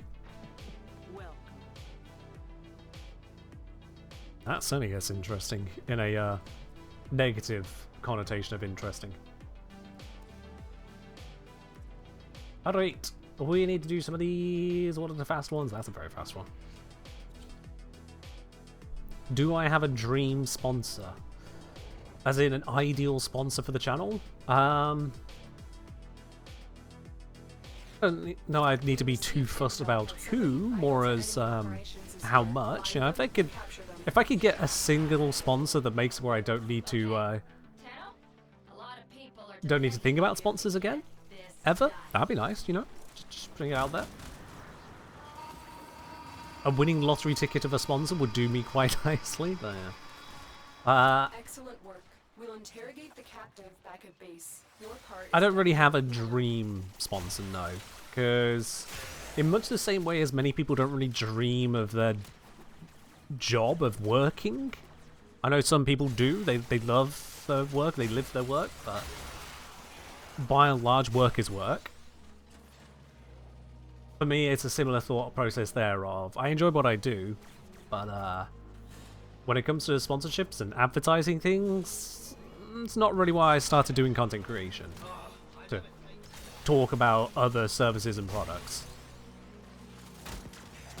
I don't really have a dream choice as to whose product. I mean, ideally, the product would just be my own, and people would go, oh yeah, let's do that then, and everything works, and it's all fine and dandy.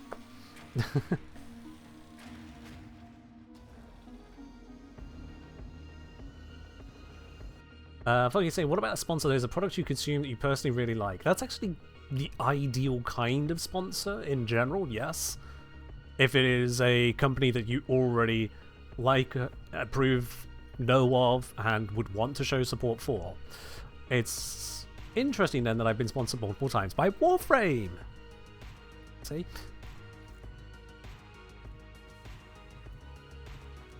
Now, part of the issue with that concept is I am a frugal person. So unless we're going to start talking about the budget supermarket that I attend, or my energy provider,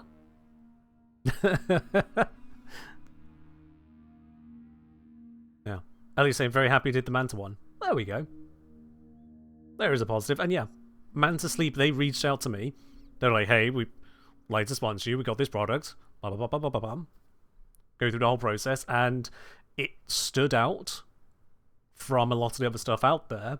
A lot of the other sponsors trying to get a hold of me, let alone the sponsors that are advertised by YouTubers, on it being, one, a practical product. That fits the channel pretty well.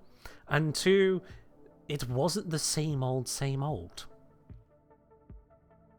There is a certain saturation of a few niches in the sponsor market.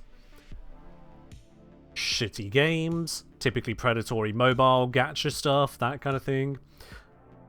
Energy drink powders, VPNs, and other assorted late market tech, I suppose. And then dodgy grey market sites.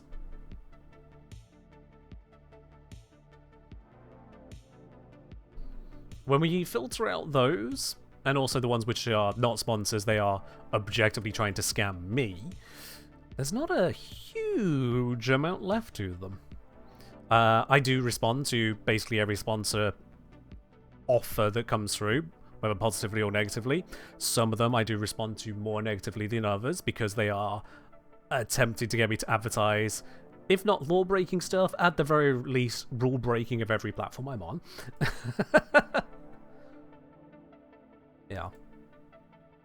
Oh, I realized a while back, Logren requested orange and I didn't see it. I'm so sorry. I'm not sure why I missed that, but there you go, you've got your orange now. Seeing as it took me over 30 minutes to attend to that for you, I'm going to refund it all the same. Aries Scan wants to chill for them? Oh, yeah. Oh, yes. Let's have a look then. What were some of these recent ones? That was a company that can get me sponsors, wanting me to go through the process with them. I'm like, okay, if you got them, show me. Didn't hear back. Let's see. A potential one. I sent them my rates. They ghosted me. That's a fake. That's a fake. That is basically a scam for you lot. They would pay me, but they're scammers to you lot, so I'm not going to subject you to it. I delete a lot of these, so I've not got many in here. God, so many indie game devs throwing keys at me for every half-baked game. They're like, it's in early access, but if you could show it off to people, like, no. I don't have the time for everyone's pet project.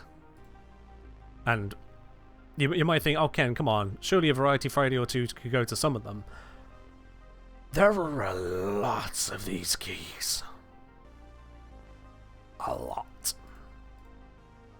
And almost none of them will be good on the stream. So yeah, Manta Sleep definitely stood out. being a legitimate offer. What's my opinion on stuff like ad blockers and sponsor block? So I have a mixed opinion on that. Sponsor block I have a negative opinion of, but ad blockers a mixed opinion. So the reason ad blockers is mixed is because of the reason I started using ad blockers in the first place myself. I don't use an ad blocker on YouTube because I have YouTube Premium, so I don't need it there. I don't use it on Twitch because I can trust that Twitch adverts are going to be just videos and banners, and it's the cost of accessing content. Advertising is put on basically all of the internet because it costs time and money to bring you what we bring you, and the average person is not giving back on that, is the simple truth about it. So the advertising is the middle ground. And it's not just the internet that's done that. There is advertising on cable TV, there is advertising in newspapers, advertising on radio, advertising on the roads you drive down. Advertising is basically everywhere to allow for people to, rather than having to pay for each individual thing they interact with, you pay it in a more roundabout route. You get the things you want. The companies want to get you to buy theirs instead. By showing that that's the thing you want, it's better than competition, so they need to pay for the advertising, which pays for the service, which gets your interest, and it's a little bit of a loop. It's a society. So Adblock, in the legitimate cases, is trying to cut a chain out of that. To break the loop. To take something without giving something. In the case of seeing adverts, usually it's giving time and attention to receive the rest of what you wanted for free. But internet adverts in particular broke that covenant, broke that circle. Were it just advertising legitimate businesses and products, it would be fine. Logan, you've also come back to a refund because it took me over half an hour to notice, so I'm very sorry on that. I refunded you the channel points. Yeah. The simple covenant being that it was an advertisement of legitimate products, not of scams. Not of things that were trying to fish for your private information, and certainly not adverts that were trying to inject malicious code into your browser just by viewing it. And because of that, because of the adverts out there that are not adverts, but actually just malicious, whether by content or code, Adblock then becomes a natural defense.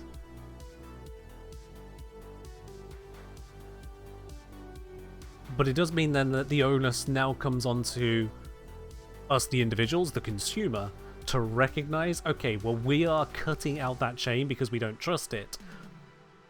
But the whole reason it was there in the first place is because we're receiving something for free from people who aren't producing it for free. So you then need to take that step to fix it back, one way or the other. And it's not a lot, doesn't have to be a lot, but something. Whether it is a channel subscription, a Patreon, a literal just tip to whichever platform or service you actually appreciated using for years, and you go, oh, you know what? It's nice that existed. I probably should help them out a bit. Wherever it is. If you are going to cut out the revenue stream, see that you can make amends to it, because Adblock is unfortunately necessary in a lot of websites due to the mismanagement of adverts. The covenant is broken, the trust is gone, but it doesn't mean we need to be dicks about it. That's the way I see it. And I know this sounds like shilling. I'm trying not to shill whilst also give my honest opinion on this. So Andrew, thank you very, very much for the 10 gifted subs there to the community. Much appreciated. Those going out to Phantom Storm 71, to Fish with a Big Brain. Oh, we got Fibonacci here. To Set You on Fire. Okay, we've got an angry Fibonacci here. We've got Robkosar I think? There's not enough capitals in that for me to read that any better. To Andre, to Happy Hour Honeymoon, to Nyara, to Kane, to Kaus, and to Luzanth. Andrew, thank you very much on that. Much appreciated. Much appreciated. Corin saying, will not watch sponsorship segments. If you manually skip a sponsorship segment, I get it. And it's honestly on part of the creator to make it entertaining. Because at that point, the creator is the advertiser. It's like on TV, you'll get some adverts which are just, oh, yeah, look at me, imagery, buy our product. And it's like, I don't give a flying fuck about what you've just done or said there. I'm completely forgetting the name of your brand. And then you get other advertisers, they go, hey, here is a car transforming into an anthropomorphic fox. It's now going to do this cool little dance. You go, okay, yeah, you know what, that's entertaining. You've done something to get my attention. In a reasonable manner. That's cool. I'm still not going to buy your product because I'm not buying a car, but that was fun.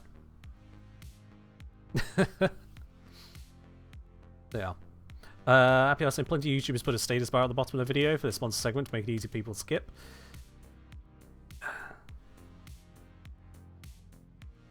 I'd rather just, you know, make it worth your while. I mean, yeah, ultimately there has to be an ad read in it of some part, and that's where it went to the Manta Sleep one.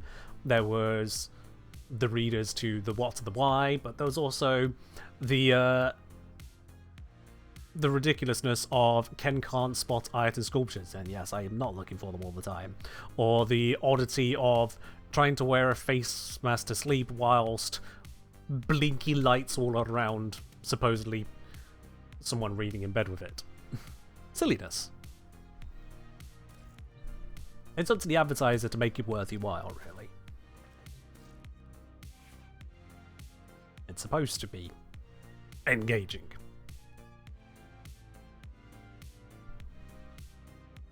They are. Ultimately, it is just a difficult conversation of sorts, because it's hard to really address from a perspective that isn't just objective. There isn't anything objective really about it. What is considered an appropriate amount of support for something that is otherwise freely accessible? I mean, some people would tell you I'm the idiot for making it free. If I wanted to earn from videos and live streams, why don't I lock them down and force you to pay in the first place? Those people are disingenuous and we don't listen to them, but there are people who genuinely believe that. Genuinely.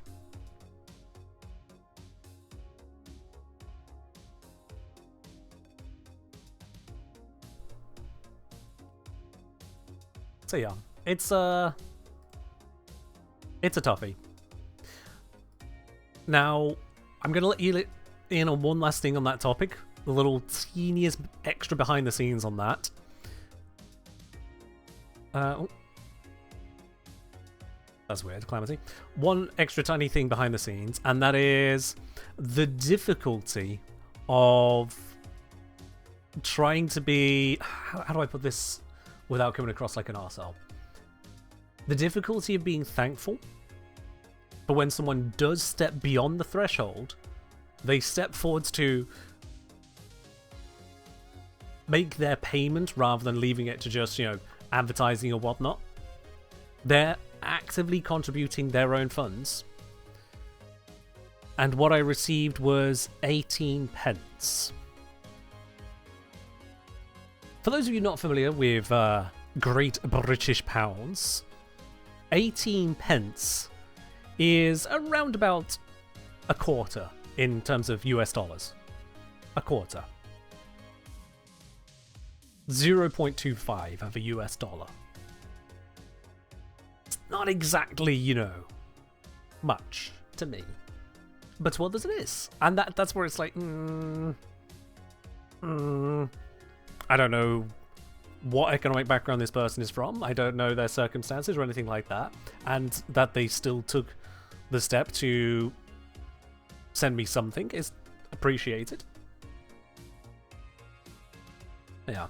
Coram was saying 18 pence is probably still more you get out of a person in terms of ad revenue and sponsorship revenue. It depends, actually. It depends. For a typical gaming YouTube video, I believe the CPM is in the region of about £2. So it's £2 per 1,000 views. So 18 pence then would be 100 views? Less than 100 views? Probably, given typical rates, probably closer to like 70, 80 views. Excuse me. And 70 to 80 views is quite manageable on a channel that's been around for 6 years now. So 18 pence isn't nothing. When 18 pence worth of ad revenues doesn't get you infinite amounts of videos. Ad revenues do actually get somewhere. That's why they're adverts in the first place. But yeah. Now, the most difficult bit about this is that the person didn't send 18 pence.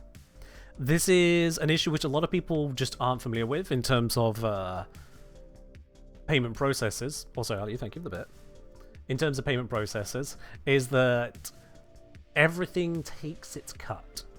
Everything takes its fee. And what the person sent me was multiple times more than what I received because of payment processing. It is from that I at least know they are not from the UK because the fees involved. Where they are, couldn't say. And I'm not going to look into. It's not my part to. It's not necessary information to me. But because payment processors and currency exchanges take their cut, the smaller the amount you send, the less of it actually reaches its destination. And I would say usually once you hit the like £1 or $1.50 mark, somewhere in that ballpark, lower than that, it's actually just painful to see how much of it the payment processors take. Certainly when it's international. There are some setups in like the US in particular which can mitigate that for very small transactions, but that doesn't really extend to international trade. So again, I am grateful that someone appreciated what I do enough to decide to send me something. In terms of any amount of payment, I appreciate that. I don't appreciate the ones that send a literal penny, because all I get for that is an email saying they sent a penny to PayPal. Because PayPal fees will eat an entire penny 100%. You can't split a penny. It doesn't work that way. So PayPal gets the penny. But yeah. Tech Kelly say, how long did it take you to develop a following large enough to do this full time? I mean, it depends on who you ask. Some would say I haven't succeeded at that yet because of their cost of living. But I went full time before it was even remotely close to being a full-time income. I did that. I made that decision because I figured I could take it far enough that it could give me enough of an income to pay my bills. But first, very quickly on that, Acronymus, thank you very much for the 5 gifted subs out to the community, and in fact, the very first subs you have gifted in this community. Much appreciated there. I'm not sure where the pun was, sorry. But yeah, that's gone out to the David, or the David, might be either, Sailing to Nowhere, Blue Stormy, Faber, and the Killer Kooky. Thank you very much, Acronymus. Much appreciated there. But yeah, in terms of when did I reach the point that I was earning more money than I was spending day to day? A few years. Definitely a few years. Miralabe, thank you very much for the gifted sub over to Acronymus. Much appreciated there. Cheers, Miralabe. Cheers indeed. So yeah. Now, for some creators, they can get to the point of making more than they spend day to day in like a couple months. They just absolutely obliterate all metrics, and good for them. Others will struggle and struggle and struggle and struggle and never get anywhere. There is a lot of very much for the fun of it, and others who are trying to make it more than fun and rapidly discover that the work isn't just effort. You need to be in the right place. Now, if I were doing this amount of effort for EVE Online, I would have died of starvation years ago. Simply put. Well, I'd have just got a different job, wouldn't I? Cora was saying, for those with rapid rise in popularity, sadly I default to thinking viewbotting. Don't think that, no. I would advise thinking the opposite by default. Because viewbotting only gets you a higher number just showing. It doesn't actually get you an income. And because of the costs involved, because of the risks involved of viewbotting, the damage that it can cause, reputational damage can lead to issues in terms of connecting. It causes issues that largely aren't worth it. I won't say aren't entirely worth it. There are some benefits to be had, unfortunately, which is why people do it, but largely it's not worth it.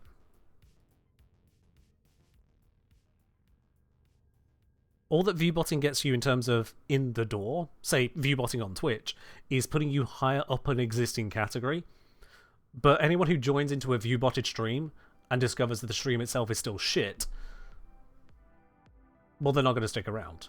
They'll just move to the next one. It doesn't matter how much you viewbot your channel. If it's up at the top and people come in and go, okay, so chat is saying nothing and the streamer is a pile of wank, they'll move on. They'll move on.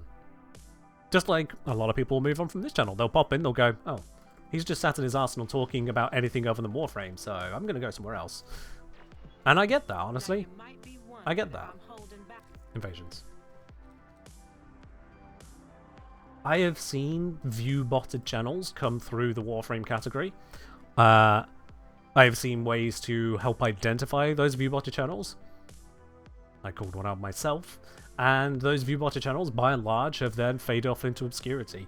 Because they weren't actually entertaining. They didn't give a reason to be there. And certainly in the live streaming space, people aren't just coming over from YouTube videos if you are viewbotting, because you didn't do the YouTube videos to get people there in the first place. So if their entire presence is just the live stream, that's all someone's got to go on. Yeah, it's going to get nowhere. It's going to get nowhere. So as much as I don't like viewbotters, they are a plague and a problem. I don't worry myself with it in the slightest, because either they're going to end up being a good entertainer themselves, and then I'm competing with someone who is good at their job who also happen to viewbot, or they'll fade into obscurity and they'll have wasted their money. And they can stay over there. I'm never really concerned about someone cheating their way through, as it were, because it's not about cheating. You can't cheat money into your pocket in the content creation space. Not in that way. There's always someone who thinks they found the next hack. Don't consort with such peeps.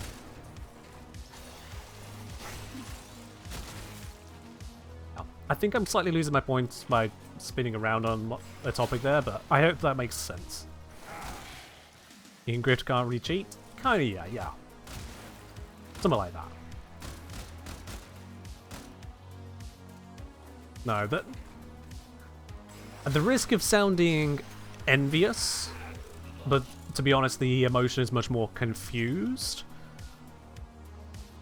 The bit that gets me is never the viewbots channels, or the ones with various fakeries and whatnot going on.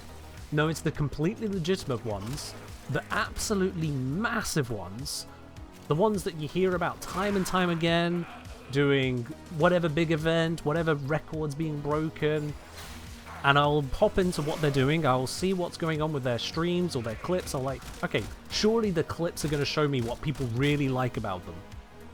And I look at it and I'm like, this is crap. There is no redeeming quality here. There's just noise or just trash. And I find myself wondering, how is this what's successful? Because clearly it is, and clearly people enjoy it because they are supporting it, so, okay, the money doesn't lie there. Unfortunately, money is the currency of currency. It kinda speaks for itself, but... what? If it's... and I'll be honest, I don't want to call out any individuals in particular. I'm not here to cause drama, so I won't call out individual aspects, but... Calamity saying ASMR channels have me react the same way. I'm thinking more along lines of just... people who seem to exist only to make noise. Where I pop in and I'll see... basically just... I hate the term, but it's the best description I can give at this moment right now, whilst my brain is reeling over trying to remember such people. Man-children. Who just... they just shout. They offer nothing particularly thought-provoking or intelligent or more entertaining than just making noise. Isn't ASMR the definition of just making noise? No. No, there is definitely more to good ASMR than that. But there is also bad ASMR, yes. There's bad everything.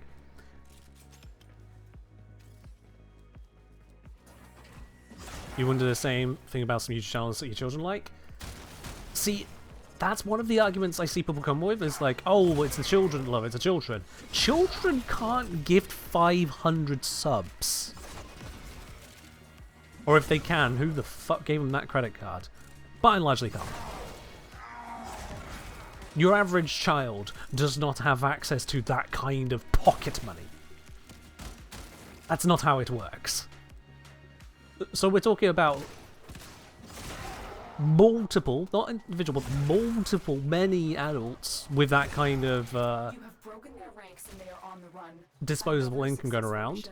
Not to mention just however many overall viewers there are tuning in for noise. And again, when I mention the subs, I know it comes across as, oh, it's just envy about the money. I just want to understand the entertainment aspect. And I struggle. I already struggle as it is in just understanding people. When it comes to understanding some of those things that you see on the front page of Twitch, perhaps, I'm just like...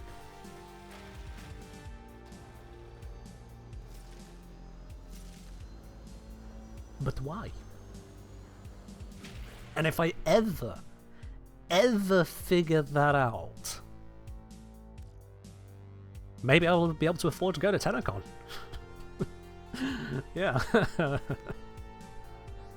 Yeah. Economists, I would say, for whatever beliefs some people may have of that kind of thing occurring, of that kind of foul play, I'm not going to dismiss it as impossible. In fact, I very much expect that it happens to an extent. But understand that foul play of that kind would be expensive at minimum, disastrous at the maximum, were it to be considered foul play by Twitch and they didn't want to support it. So we would require levels of conspiracy, not just fraud, but conspiracy, in addition to the extreme spend behind it. And there has to be some long-term utility to it.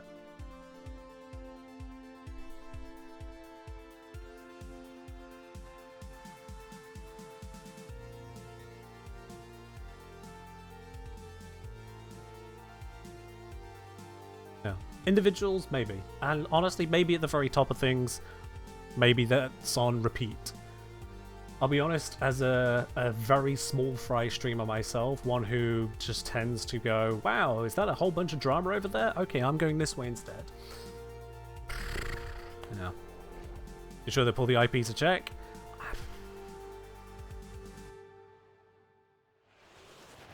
I'll be honest, when it comes to verification enforcement, there's a lot of sureties that I come across in day-to-day life that leads me to go, oh, right, no, that doesn't happen. to cast back to a earlier conversation about AI, surely a lawyer would check if the court cases they're citing actually existed. So,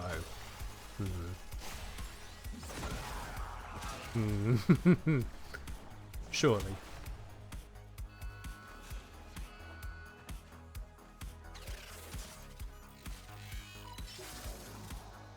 But yeah, I'll be honest, for me, it largely just does not do to dwell on expectations and estimations of foul play, when instead I can focus on trying to do the best that I can do. And there is a anxious part of me throughout this entire stream going, are you sure this is the best that you can do, Ken? Most streams I have that voice in the back of my head, sometimes louder, sometimes quieter, but it's usually there. It is usually there. Because I want to do the best that I can for you lot as viewers. I want to be as entertaining as possible, without resorting to trying to make noise at other people's expense. I don't intend to be a household name through drama. Edgy Beetle, thank you very much for dropping your Prime here. Much appreciated on that. Making it once again where I have one more step away from needing to be drama llama all things. Glad you enjoy the channel. So yeah, it's tough. Sometimes people tell me, oh, I need to sell out more, shill more for subscriptions and whatnot. A friend of my wife was constant about that, like, you need to keep mentioning it. You never mentioned it during the streams. That was back in the Among Us days. I'm too busy trying to entertain people. Not say, yo, subscribe to the channel. I don't want to be like, I don't know how many of you may be familiar with this particular one, but someone who was somewhat memed on for screeching $5 a month. How do you lot not have $5 a month to support me? Yada yada. And it's like, there's cringe, then there's whatever that is. Because, sure, it is quote unquote just $5 or whatever it is these days. I think it's like $6 US because inflation go bear. But just because it's cheap doesn't mean any business, let alone my own, is entitled to it.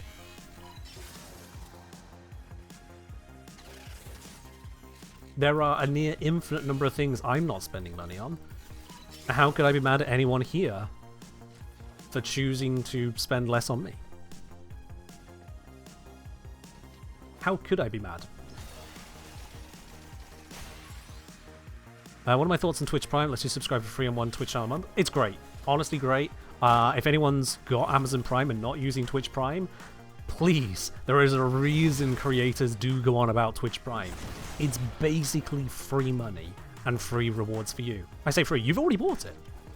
If you have a family member that uses Amazon Prime and they don't watch Twitch, because let's face it, a lot of our parents would just never care, then ask if they'd be happy to let you connect up your Twitch account to it. Say, hey, look, you're already paying for this, you don't use it. Do you mind if I? Certainly if you say to them, look, this website keeps showing horrible gambling ads and it makes me uncomfortable. But if you let me connect up my Twitch account to your Amazon account, we can just get rid of them. Would that be nice, ma'am? You do something like that, you get yourself that free subscription. The creator, yours truly, gets paid basically like it is a subscription. It's not exactly the same, and I'm not going to get into the minutiae of that because, well, to be quite honest, Twitch doesn't give me the proper information to inform that discussion. That's a separate pain point. But ultimately, go for it. If everyone who had Amazon Prime used their Twitch Prime tomorrow, the day after, Twitch Prime will be cancelled. Because that's how many people are sat on that freebie and just not using it. Can I make that? Oh, I can make that. Yes. Okay, that one's moving very slowly today. But I can still make it. Sneaky, sneaky, sneaky. Invis-Lavos for the win. So yeah, Twitch Prime, if you got it, hell yeah, use it. I would prefer you use it on this channel, but use it on a channel every month. There's a big reason they don't let it auto-renew is because it would again cost Amazon too much money. So use it while you got it. Every year, we basically count our lucky stars that Twitch Prime still exists. With the viewers and creators. We expect... Sorry, what do they call it now? They changed its name again. Is it still called... Oh, it says Subscriber Prime, so I guess it's still its name. But yeah, every year we expect it's going to get watered down or removed. So use it while you got it.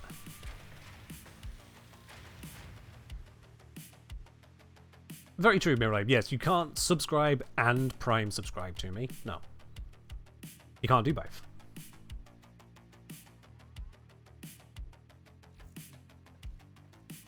But then, if there's any other channels you watch, you can pass it along to them. And then it works. Things to that effect. Alright, how many of those invasions have I done? I can hear my housemate is in again. For the exceptional.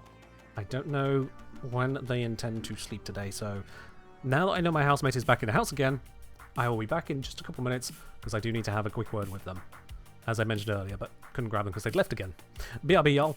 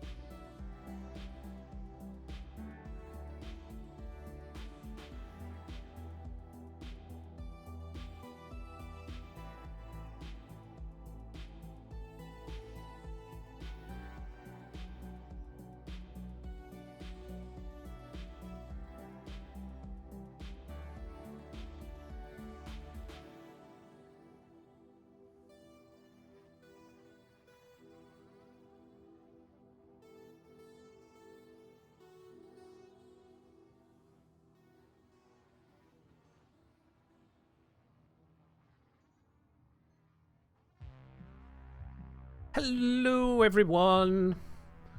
Hello, hello. Sorry for the delay there. That needed to be attended to. Right. Housemate. Mate, as in a person who is a friend who lives in the house with me. Just to clear up for those of you who have never come across the term before, housemate is someone who is a friend who shares the house, as opposed to a partner, which we are not. To be very clear. And also, separately, I've discovered that they may be ill. So, more issues! But that's not like, you know, an inflicted issue, that's just an issue to be solved. Is housemate British for roommate? I never was just certain on that, I'll be honest. You know, having never lived in American culture, I couldn't be certain. But I'd see things like your various American shows and going, oh yeah, dorms where people are literally sharing a room together. Like, oh, okay, so you are literally roommates, half of a room each? Like, no separation of living space? Ew. I'd say who am I to judge, but I'm absolutely judging. That sounds horrible. Anywho, the invasions, was it just a 3?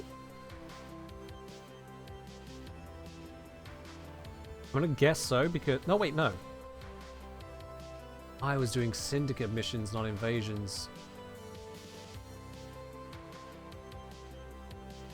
Ah! Okay. That's fine. That's fine. We were talking about a lot of other stuff, and so apparently brain short-circuited on that one. Oops. That's fine. Yeah, it doesn't make sense to me that to use the phrase roommate to mean anything other than friend you share room with, considering that friend you share room with is in fact an arrangement that exists. It's not just a turn of phrase, it is a significant number of people's living situation. So I would imagine then beyond that you've got flatmate, someone you share a flat with, housemate, someone you share a house with. Seems the appropriate descriptor to me. But hey, when has English ever been appropriate at describing things? Alright, what have we got here? We've got exterminate, we've got a defense, and we've got a mobile defense. Well, that...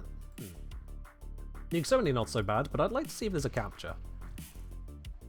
Ah, capture. Perfect. Hello there, Gisser. Welcome in. First time you get to see me live?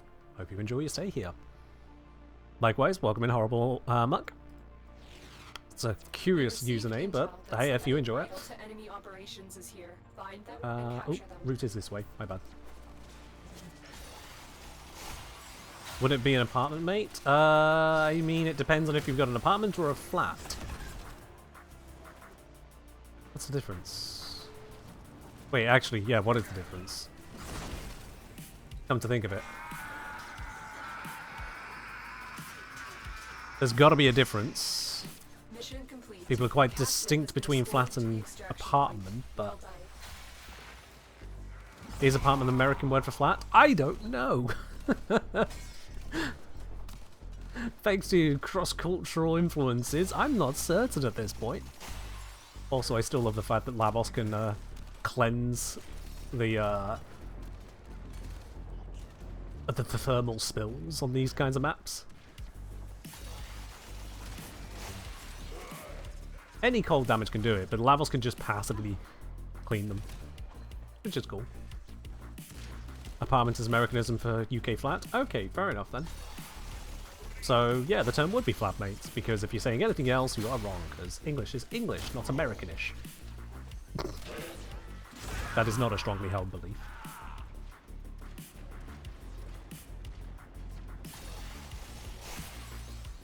Another job well executed.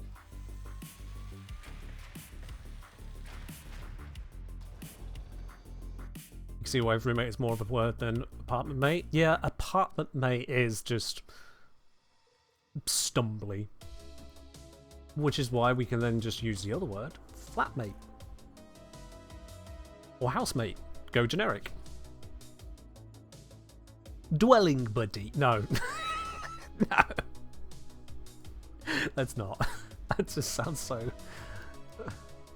You are here to find our target. I see, I and bring them to the see. extraction point. Top of my head. This is my wonderful dwelling buddy.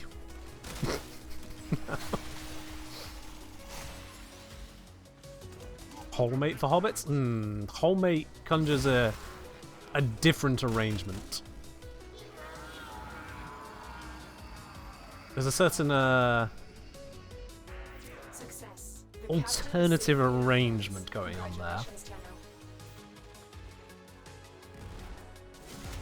Ooh, this way.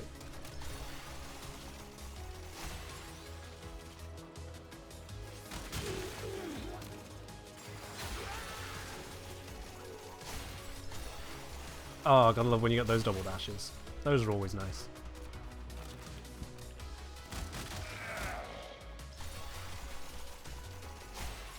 There we are. Another job well executed. First time you heard from a friend he has a flat, you were thinking of a flat tire. Well, there is also that.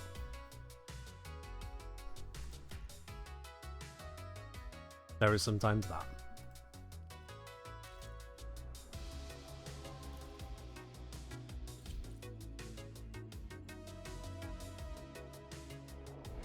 Logan saying here, two people of opposing genders share an apartment. They are automatically considered a married couple.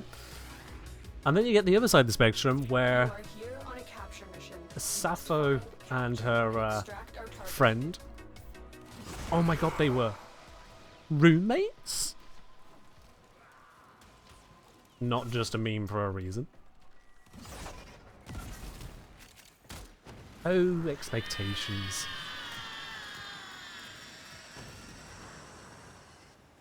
Mission Hi, with an eye complete. looks Captain has been shit to you. escorted to the I extraction mean, point. Well done. would you say, Kylo, that you tire of it?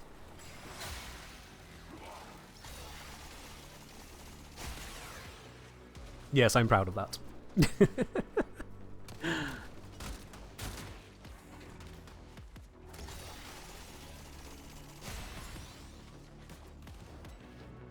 Oh, heavens.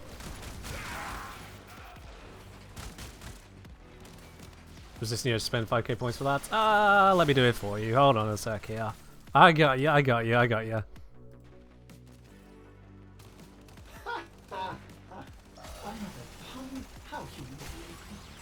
Never humiliated.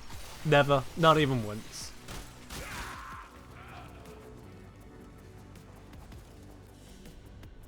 You gotta say for triple VIP. I actually forgot that you had done the double VIP thing. As ridiculous as it was, but yeah, fair enough, you know, you do you. You do you on that. Alright. I realize I just redid that. Have I already done, or... Well...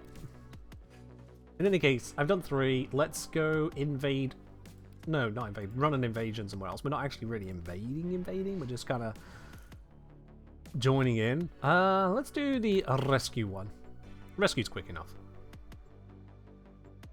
So you can only redeem VIP once. It can be redeemed multiple times. It does nothing.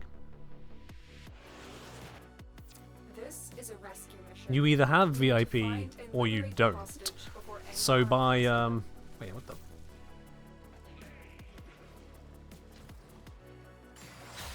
Well, that was confusing. Nope, still confusing. Okay, waypoint is absolutely buggered. Have to feel my way through this one. Anyway, yeah. Double VIP really does just nothing. It's like Shield Gate on Revenant. You've already got your Mesmer skin. What are you doing? I just want you could jump over that. Ah, here it is. I knew there was a way around without hacking it. I knew it. It's not necessary. You can just crack the panel, but, yeah. I mean, a good way of telling me you still want your VIP is to just make sure I recognize your name when I look at the VIP list. If I look at the VIP list and someone's name is not recognizable to me, if I ever need to start culling, that's where I'm starting. That's just how it works. Let me out of there. I do the same when it comes to cleaning up the clan inside of Warframe. If I don't recognize the name, and you've been offline for a while, it's not going to end well. But then I assume at that point the person also just doesn't care.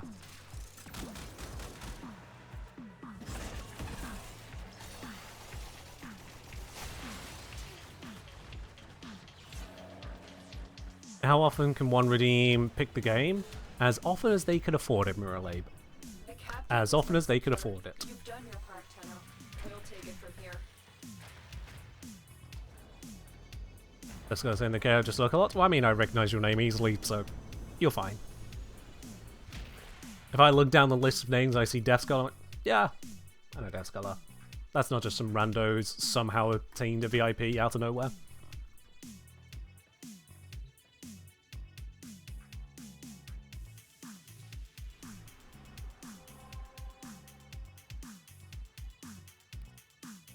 That's an interesting point you raised there, Economus. That is an interesting point. They say they are kind of peeved at DE for making the clan stuff require other people to play with, but also make the bonus stuff valuable. I mean, it sounds like you already know what the initial thought on that is, but also, how much does it add? Remember that it doesn't just require being in a clan with other people. You have to play with those other people, which is actually a barrier to the goods. An inefficiency, if you will. Oh, it's this one! Oh, this is fun. But then also, how much value is it? Baby, we eat. Queen! Up onto 39 months of support on the channel. Much appreciated, Queen. Just continuing to go prime here on the channel. Real appreciated.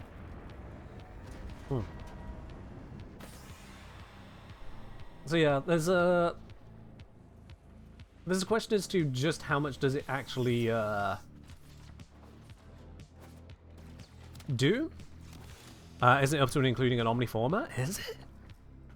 Bearing in mind the steps one has to go through, the amount of effort involved, how often they're going to make the Omniformers available, and that it looks like you need to be doing multiplayer clanmate missions in a specific location to get there. Like, you're basically working towards it. It's not just handed out for being in a clan. You mentioned an Omniformer. Maybe there's actually a full Omniformer included. But, I don't imagine it's going to be all that frequent. D are very low to just hand out Omniformers.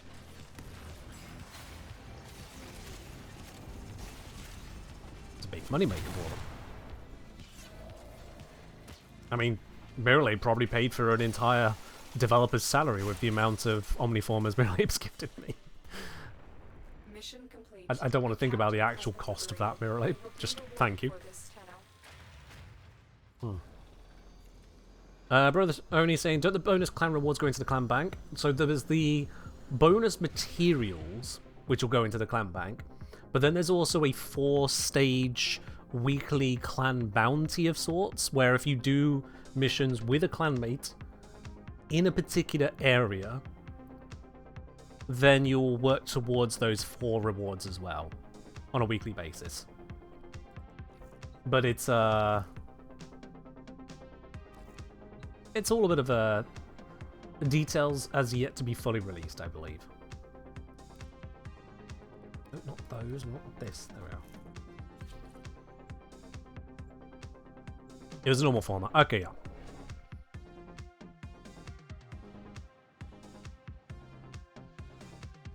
Our intel suggests that our person of interest is in the vicinity. So, Search for the hostage and bring him home.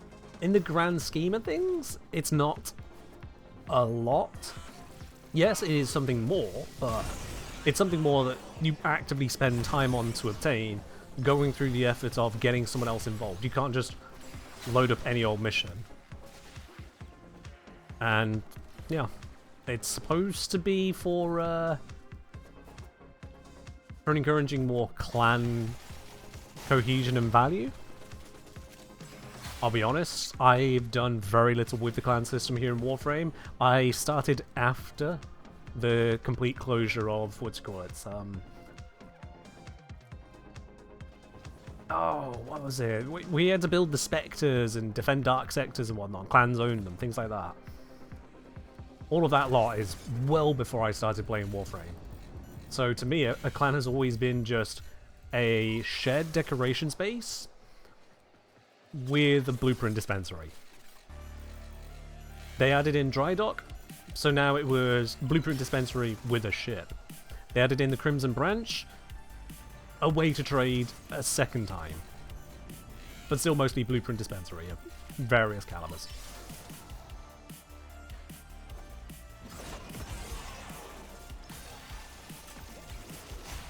So, I'm not against them adding bits to it. I appreciate the difficulty of making a clan a thing. Warframe's not the most social game, really. A lot of your old MMOs, the social aspect came from kind of just running into the same people over and over. And being in a situation where you could just casually chat because the games weren't exactly that involved. That doesn't really happen on Warframe, and it doesn't really happen on most MMOs these days. Even the classic of things like RuneScape. I've seen what they've become. I've seen what they've become.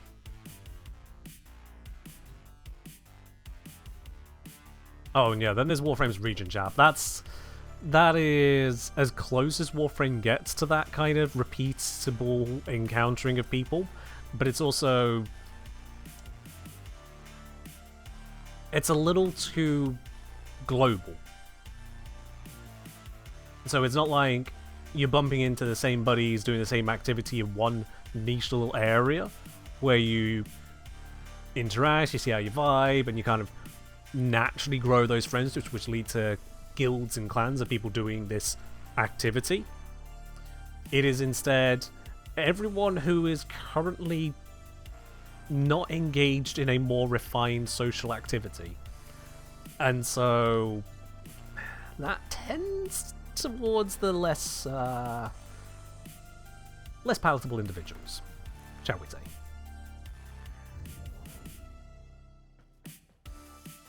It is the nature of online public spaces that the more public the space that you're interacting in, typically the more degenerate the individual, because they've been kicked out of the more private and insular spaces. It's kind of like how in matchmaking for various competitive games, be it like Apex Legends or whatever other competitive game you want to think of, those who already have friends and get along well with them in that game are playing with them. So just that little bit is already enough to shift the average towards a less friendly experience in matchmaking, on top of all the toxicity of just competitive games. Yeah. Didn't Dark Sector result in DDoSing? No idea. Still before my time, sorry.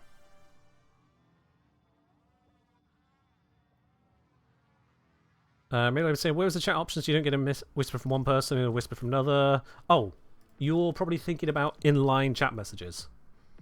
Or inline private messages. So by having that disabled, all the private chat messages will only appear in their own tab. It won't show on the tab you're currently active on. I get why this setting exists. I don't like it. That's why I turned it off.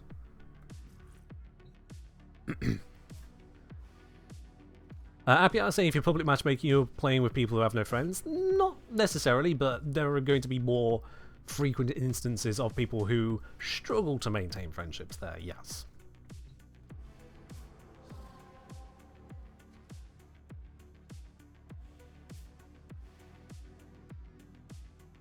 It's not a lack of friends. It's an increase in the proportion of people who do lack friends. Or do their best to make it where their friends want to keep them at a distance. Excuse me. It's not everyone. May not even be a majority. But you'd notice the uptick.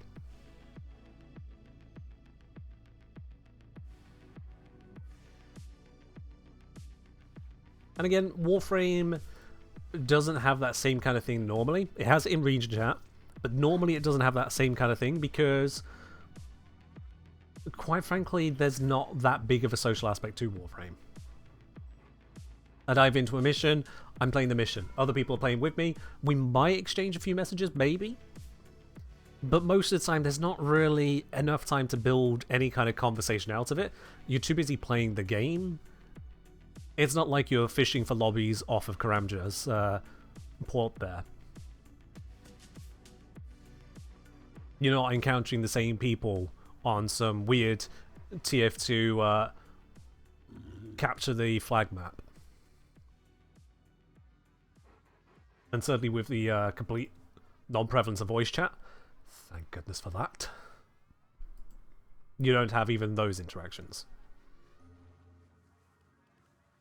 And that's fine. For Warframe, that works. For Warframe, that works. But it does mean that the social aspect of it, in terms of clans and guilds, also makes less sense because the game's not really designed to need them. You don't need to assemble a crack team of amazing power users to get through the toughest level content. As we saw earlier, my Ash, without even really using any of his weapons other than his Exalted, just kind of walks over the entirety of one of the hardest missions currently in the game.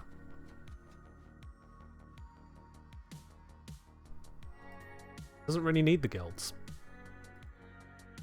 For a complete opposite to that, try joining EVE Online solo, never interacting with others socially. See how far you get. Probably be one of the victims on my kill list. I won't remember your name for it. Right, have I done all of those missions? Yeah, so it's on to the next one. Fly your K for 1,500 meters. Why is that a... Okay, whatever. Okay. It's just... I'm just... Actually, yeah. No, do very experience. So I could just do any random side objective and be done.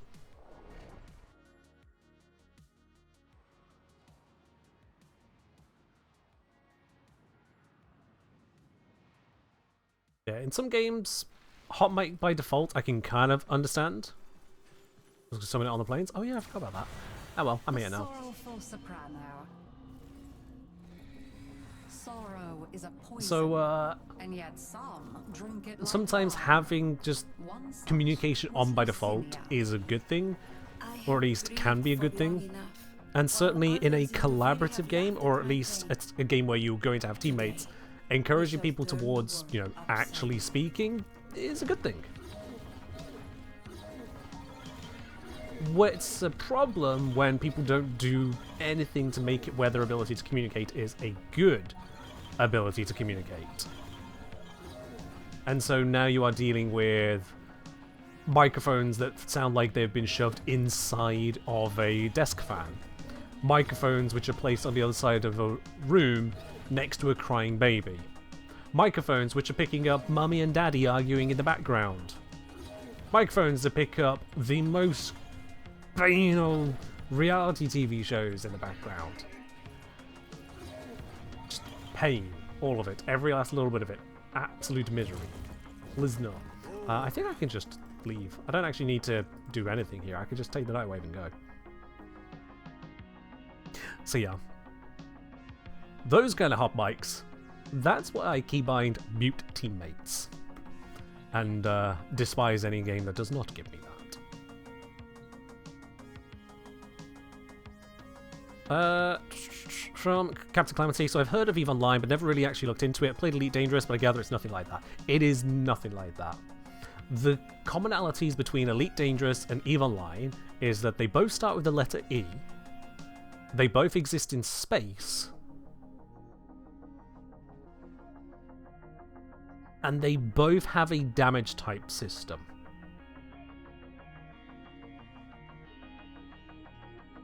I can't even draw parallels between their hit points because they work so differently.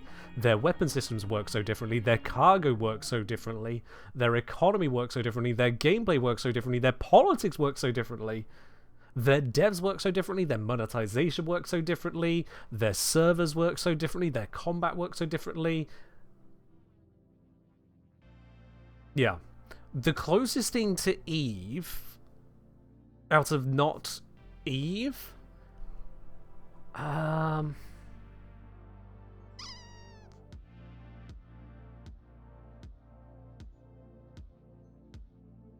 I don't have a good enough comparison to really think about.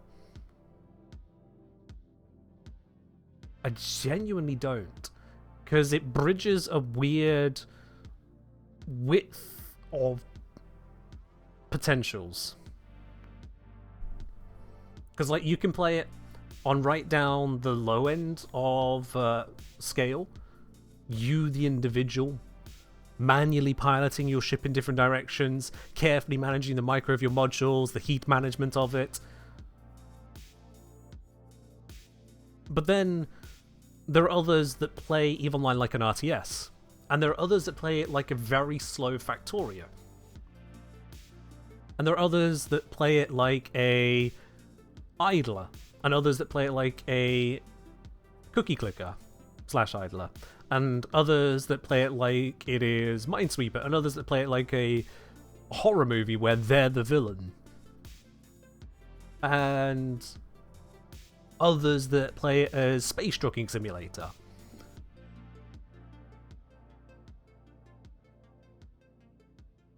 And it does enable those various playstyles in various ways. It also enables a lot of unsavory people. I'll be quite honest. There are a lot of unsavory people there. A lot. Y'all are familiar with Mantis on this channel. Mantis and I wouldn't say frequently, but more often than not, we will do. Mantis and I will fly little fleets or do little bits here or there. And just recently, we went on a simple little flight down into some hostile space.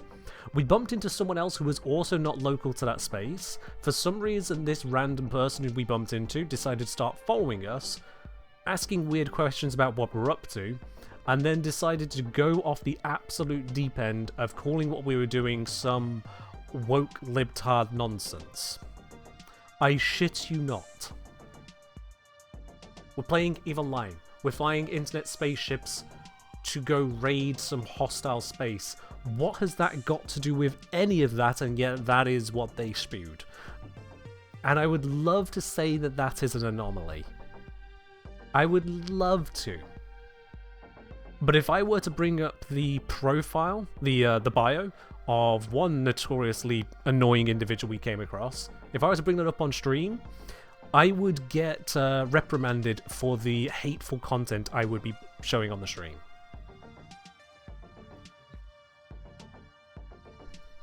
Sorry, Goomba, no, I didn't want to give that implication, though. So, suffice to say, unfortunately, for all of the bits and pieces in EVE, it does have a lot of very negative elements.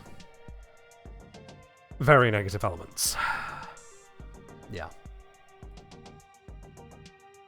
And the people can be brilliant, and the people can be horrible. And you're never really sure which you're about to encounter. Unfortunately.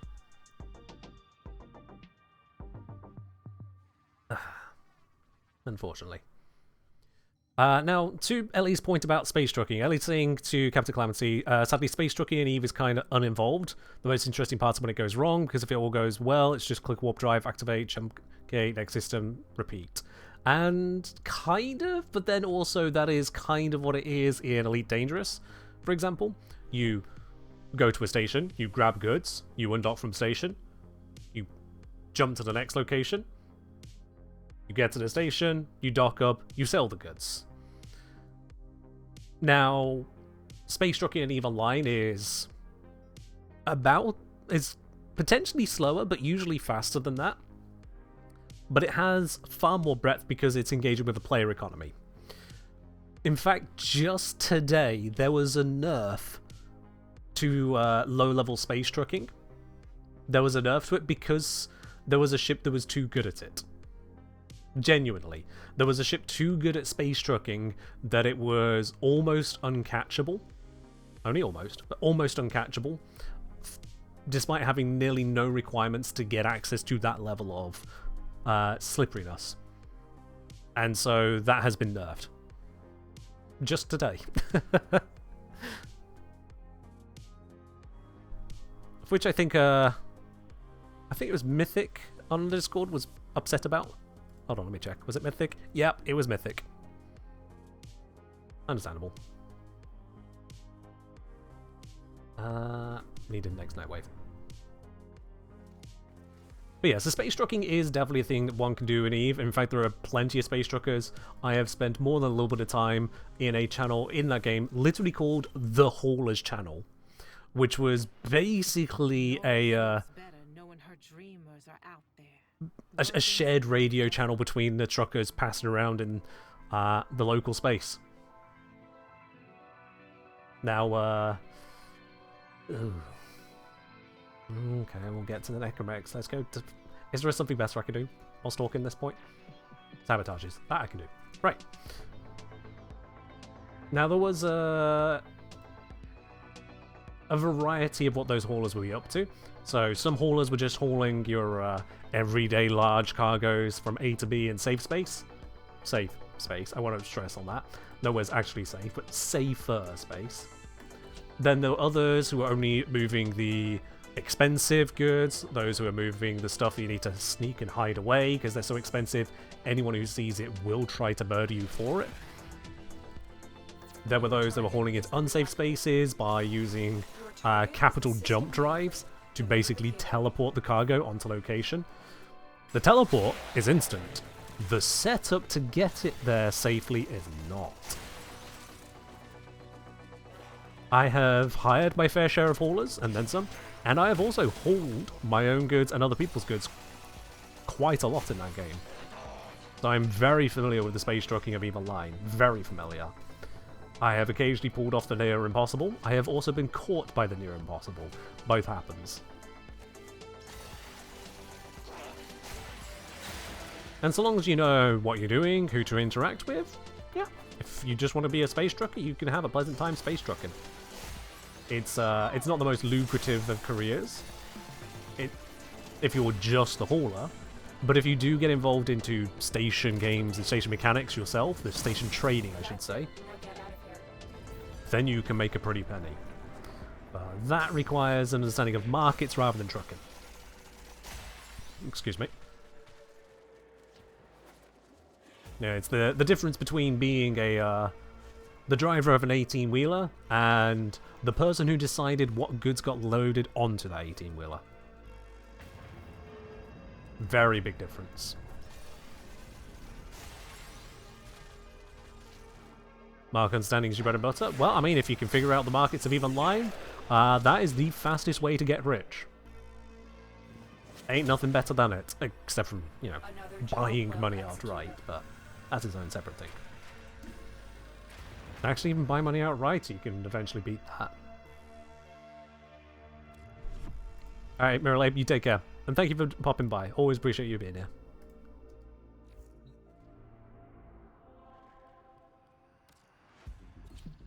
Yeah.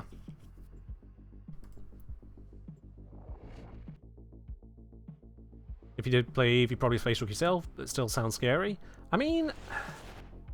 Your target is the reactor. Eve doesn't have to be scary. It genuinely doesn't have to be scary. the main things which are dangerous in EVE are going into the, hi, yes, I'm okay with people attacking me here space, or sitting around the busiest ultra mega trade hub in the entire universe. If you don't do either of those two things, EVE is tranquil. Genuinely tranquil. There are activities in EVE where the APM can be measured in single digits, while the risk can be measured in you're more likely to kill yourself than to be killed by anything else.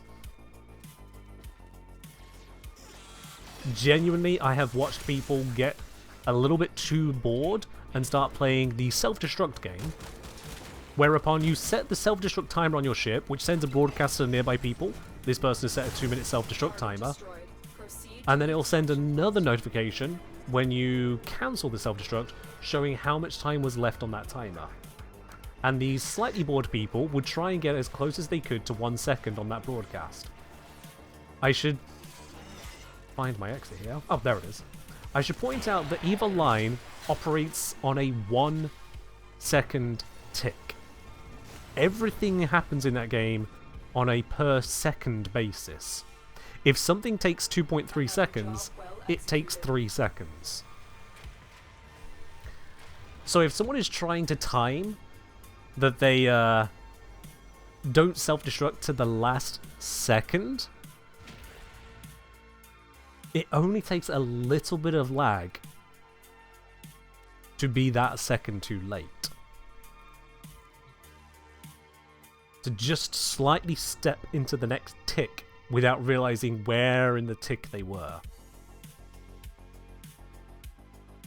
I have seen the unfortunate result of someone taking that just a second too far. Mostly because they had a little bit too much to go with it. Your target is the reactor. Okay. I have managed to stop on 2 seconds myself on the self-destruct game. And I wasn't doing it in a cheap ship. It was a ship worth, I think, current exchange rates, that for that, I think about £10, so about $14 at the time. I got it down to 2 seconds. Was never going to try and beat that and go to 1. No, thank you.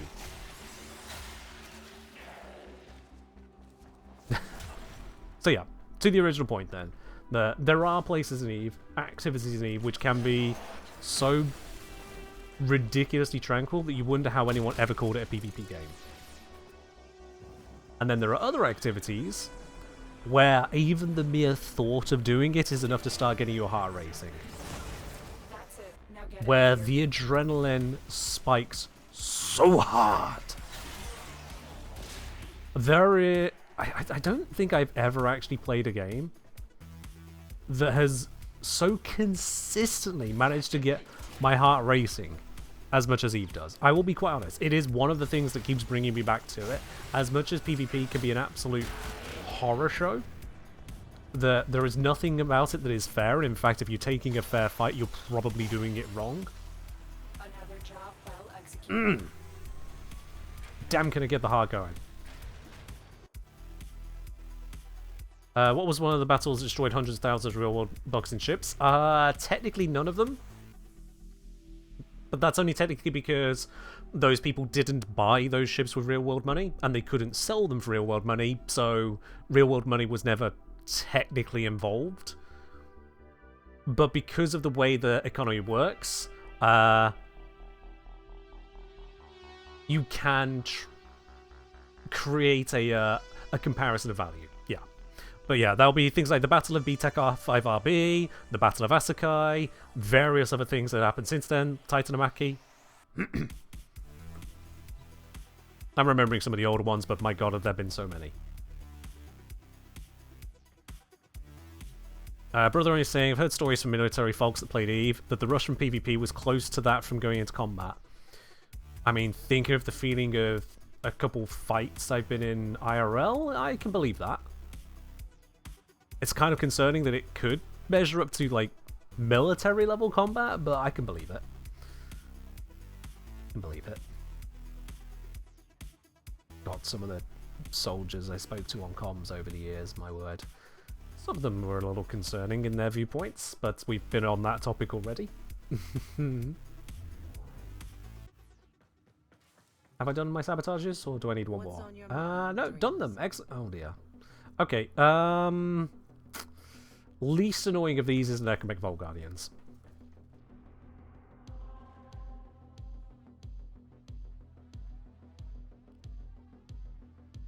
But yeah, so like, in terms of PvP, I can reference what I did just this morning, because I got up absurdly early, and so I went, Sonic, you know what? I can't get back to sleep. Guess I've got an hour of gaming before I get on with my workday. And, it may have led to someone having a pants-crapping moment themselves. Because they were getting onto the hardest stage of a site. I waited, let them get to the hardest stage, the biggest wave spawned, and that's when the boss fight kicked in for them, because the hardest wave spawned, full aggro on their ship, and then mine decloaked well outside of their weapons range, but well inside of mine.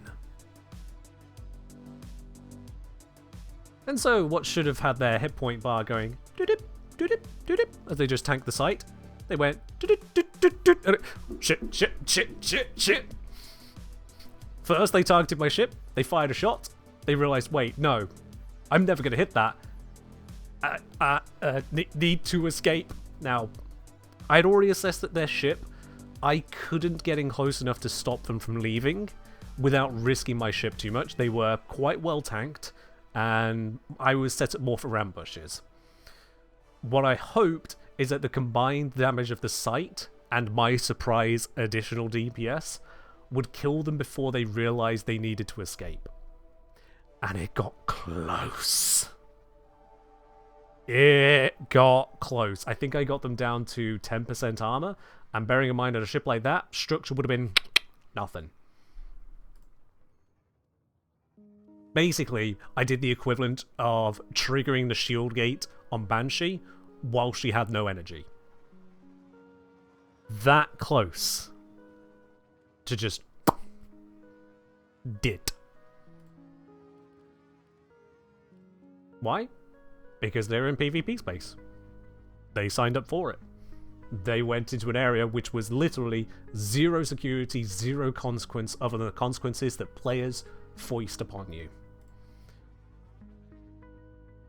I am the consequence. Tomorrow, someone else will be my consequence. Such is the way it goes. Necromic, that's what it was. But yeah.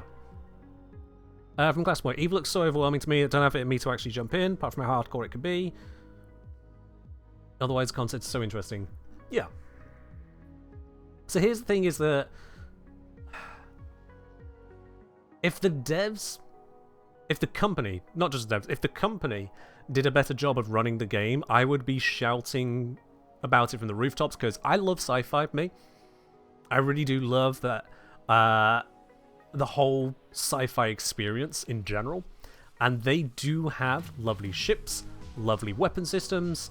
There's plenty of room for a brilliant experience there. It's why I keep on playing it myself. But at the risk of ensuring that I'd never ever get a sponsor, the company sucks. Their monetization models, their approach to handling balancing, rule enforcement, community management, actual development pace, wasteful alternative projects which keep on being problematic, as well as just, you know, a waste of resources. Not a great company. It's not. But there's nothing like Eve out there. Nothing.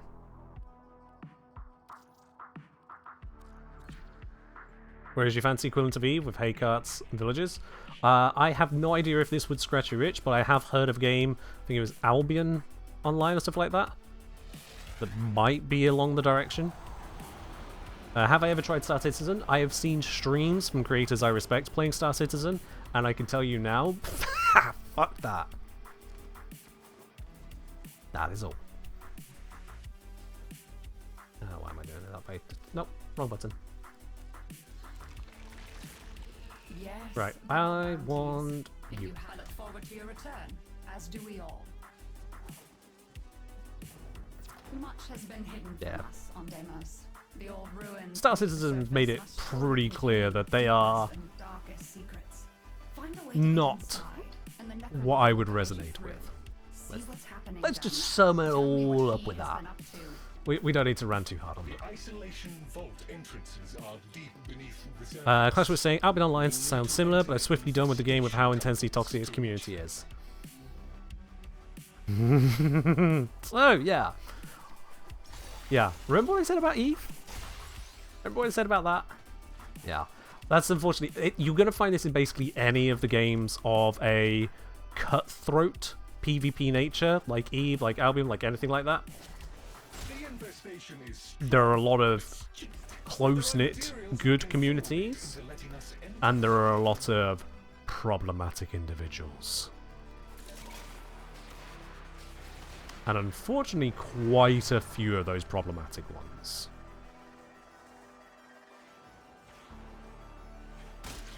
It is a recurring bugbear.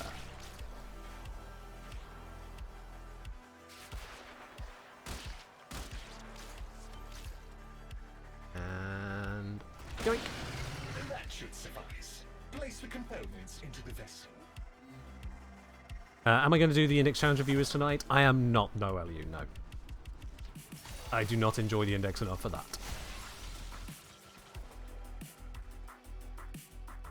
Yeah, so I will be quite honest. A not infrequent question I get from targets in EVE Online, to just put it bluntly. A not infrequent question is, why would you kill me? I didn't threaten you. I am harmless to you. What's the point? What's the point of killing someone in Call of Duty? What's the point of killing someone in Conclave? The point is you've joined a game where PvP is both allowed and encouraged, and it is the only thing that makes an area unsafe. If you don't want to risk it, just stay in a high sec. And then also learn and understand the mechanics of high sec, because high security space is not safe. High security is not PvP disabled. EVE Online is a PvP game. Just like many others like it, you don't get to go, oh, but I don't want to. Instead, you get to choose what flavor of PvP you could be engaged in. And it is people who act otherwise, like they are owed access to EVE without the PvP, that really do not get it.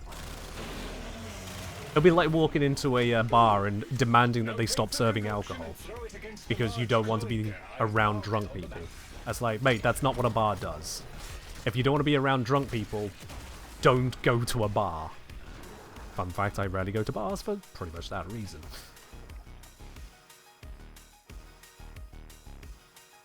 So, it is a common complaint, certainly from newer players.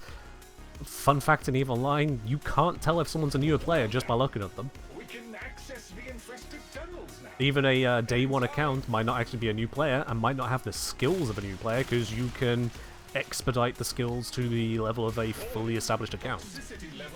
No way to know. Is there a way to check if drops are working? Yes, drops are not on. There may be drops later in the month. I am waiting for more information on what you're doing on that, if anything. But at the moment, there are no drops here. The drops command has been disabled because we were recently talking other stuff about drops, and it was getting in the way, so I just told it to shut up. But normally, yes, I have the bot configured to auto-respond if someone even says the word drop. No drops here, sorry.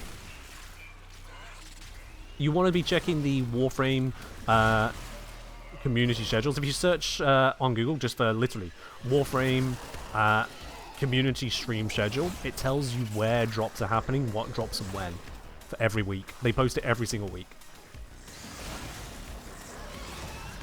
So yeah, if you want to track drops, that's the way to do it.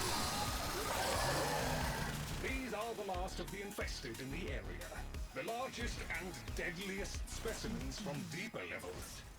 Be careful. I think I should know. Someone's scared of losing stuff to PvP, even I know it could lead to some damn good stories if a little baby pie like me managed to get away and fight back. Yeah.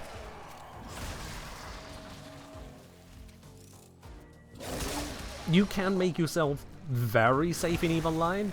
I think, when was the last time I lost a ship unintentionally? Like, without going in with the expectation that the ship is going to die? I'm trying to think. We can proceed to the isolation vault. Oh, give me a moment. I'm going to have to actually reference You are almost an out through the infested game tool for this. One The moment. Entrati ruins lie just ahead. I genuinely can't remember how long ago it was. That was intentional. That wasn't a loss. That was intentional. Well, that was... yeah, kind of. That was Mantis. That was Mantis. That was Mantis. January 21st.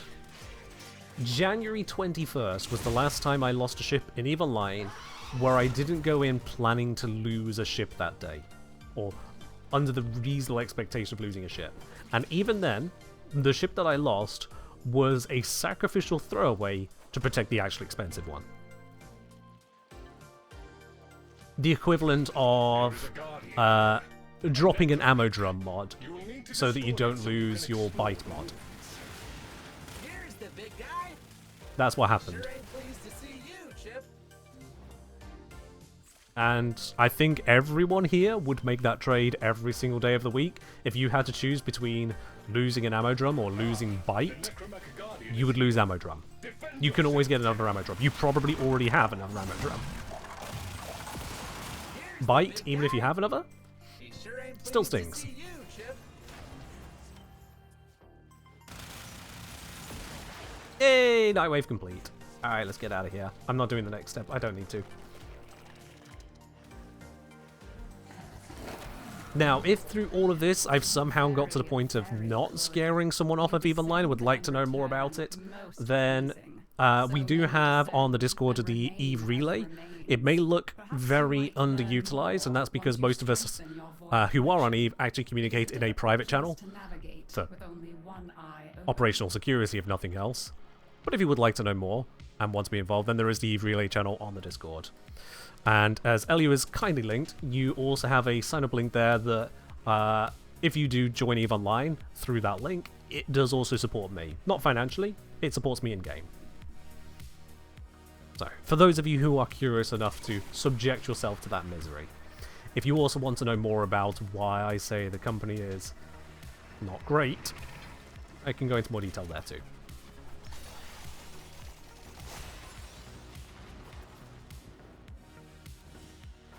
But yeah, that is its whole thing.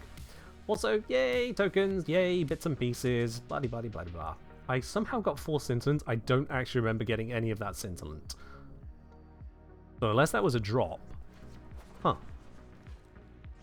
Anyway. From Flashpoint saying, I guess another thing for EVE is that I am not the type who enjoys old school PvP, where you lose a lot of progress if you die to another player. Much more enjoy co-op or PvP that doesn't affect your progress negatively. I get that. I get that. So,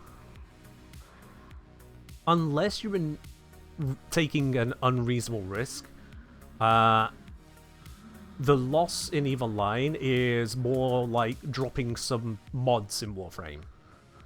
Now, so say, if I got murdered out there, I would lose my Lavos, I would lose the mods currently equipped to my weapons. Now, in a game like Warframe, you look at that and you go, what, I'd lose my entire Umbral set? Well, yeah. So you wouldn't go into PvP space with a full Umbral set, adaptation, all this kind of stuff. This would be considered blingy, And so you would hope to God that you have a plan to not lose it in the process.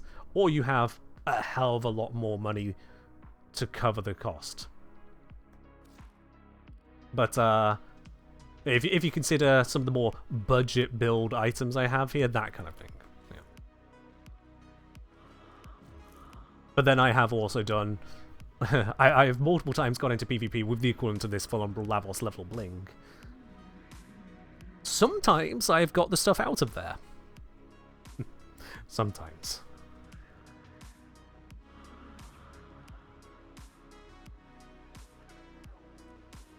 I think if you knew enough, it's easy to make these mistakes for a while until the risks are easier to assess.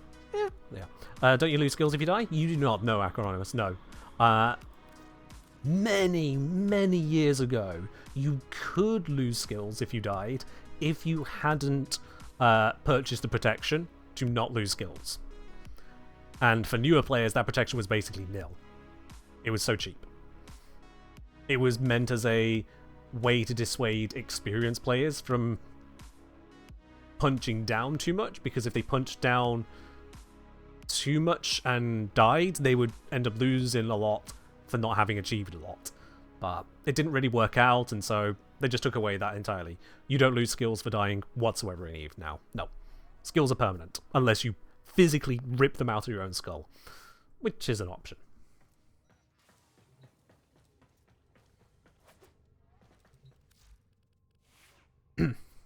Christiana is saying, I won't lie, the time I was the Omega Awkward Warp Manager Caller person, we would teach you a bunch of us how to EVE, still one of my craziest gaming memories. You see what I mean? You see what I mean? It's for all of the problems that EVE Online has, and it has a few. For all those problems, it sure is a memory and experience generator. I have enjoyed so much of the time that I have spent playing on Minecraft, on Slay the Spire, on Team Fortress 2. In terms of the stories I have and can tell, pretty much all of gaming combined would maybe be a bit above the amount of stories I can pull out from EVE. But that is also probably a function of my game time. Let's not ask about that. And on that slightly awkward note, I think it's about time we do a platinum giveaway. Oh, yes indeed. Let's get that loaded up onto here, shall we? That is... that button? Yes, it is, yeah. Don't know why I had to think about that for a moment. Let's do a 75 platinum giveaway, courtesy of a DE. So generous of them to make this available to us. I'm just going to pause the music there and open up the entries there. Exclamation mark enter in the chat for a chance to win the 75 plat. Let's get my face out of the way. Oh, did you just hear my shoulder? Oh. Definitely not getting older. Totes. But yes, indeed. Give you all a moment to enter in on this there. Exclamation mark enter in the chat for a chance to win that platinum right there. It does need to be exclamation mark enter. No other symbol, no other bits and pieces. Specifically that. I see there are quite a few of you that remember various other commands that may have been relevant in the past, but it's not those now.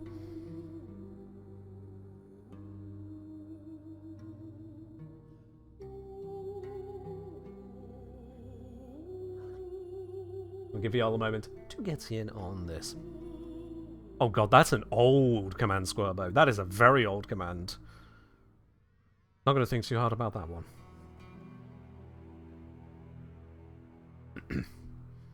Been saying 30 seems to be the best before date for human beings. Ah! Poppycock. Absolute poppycock. Oh sure, a couple things may begin to creak and ache in ways you did not previously experience, but other things continue to improve. No, I would say humans are more like a fine wine. If you look after the bottle, you look after the integrity of it, use it carefully for what it should be used for, then does age make some things just better. But then also it can turn to absolute trash.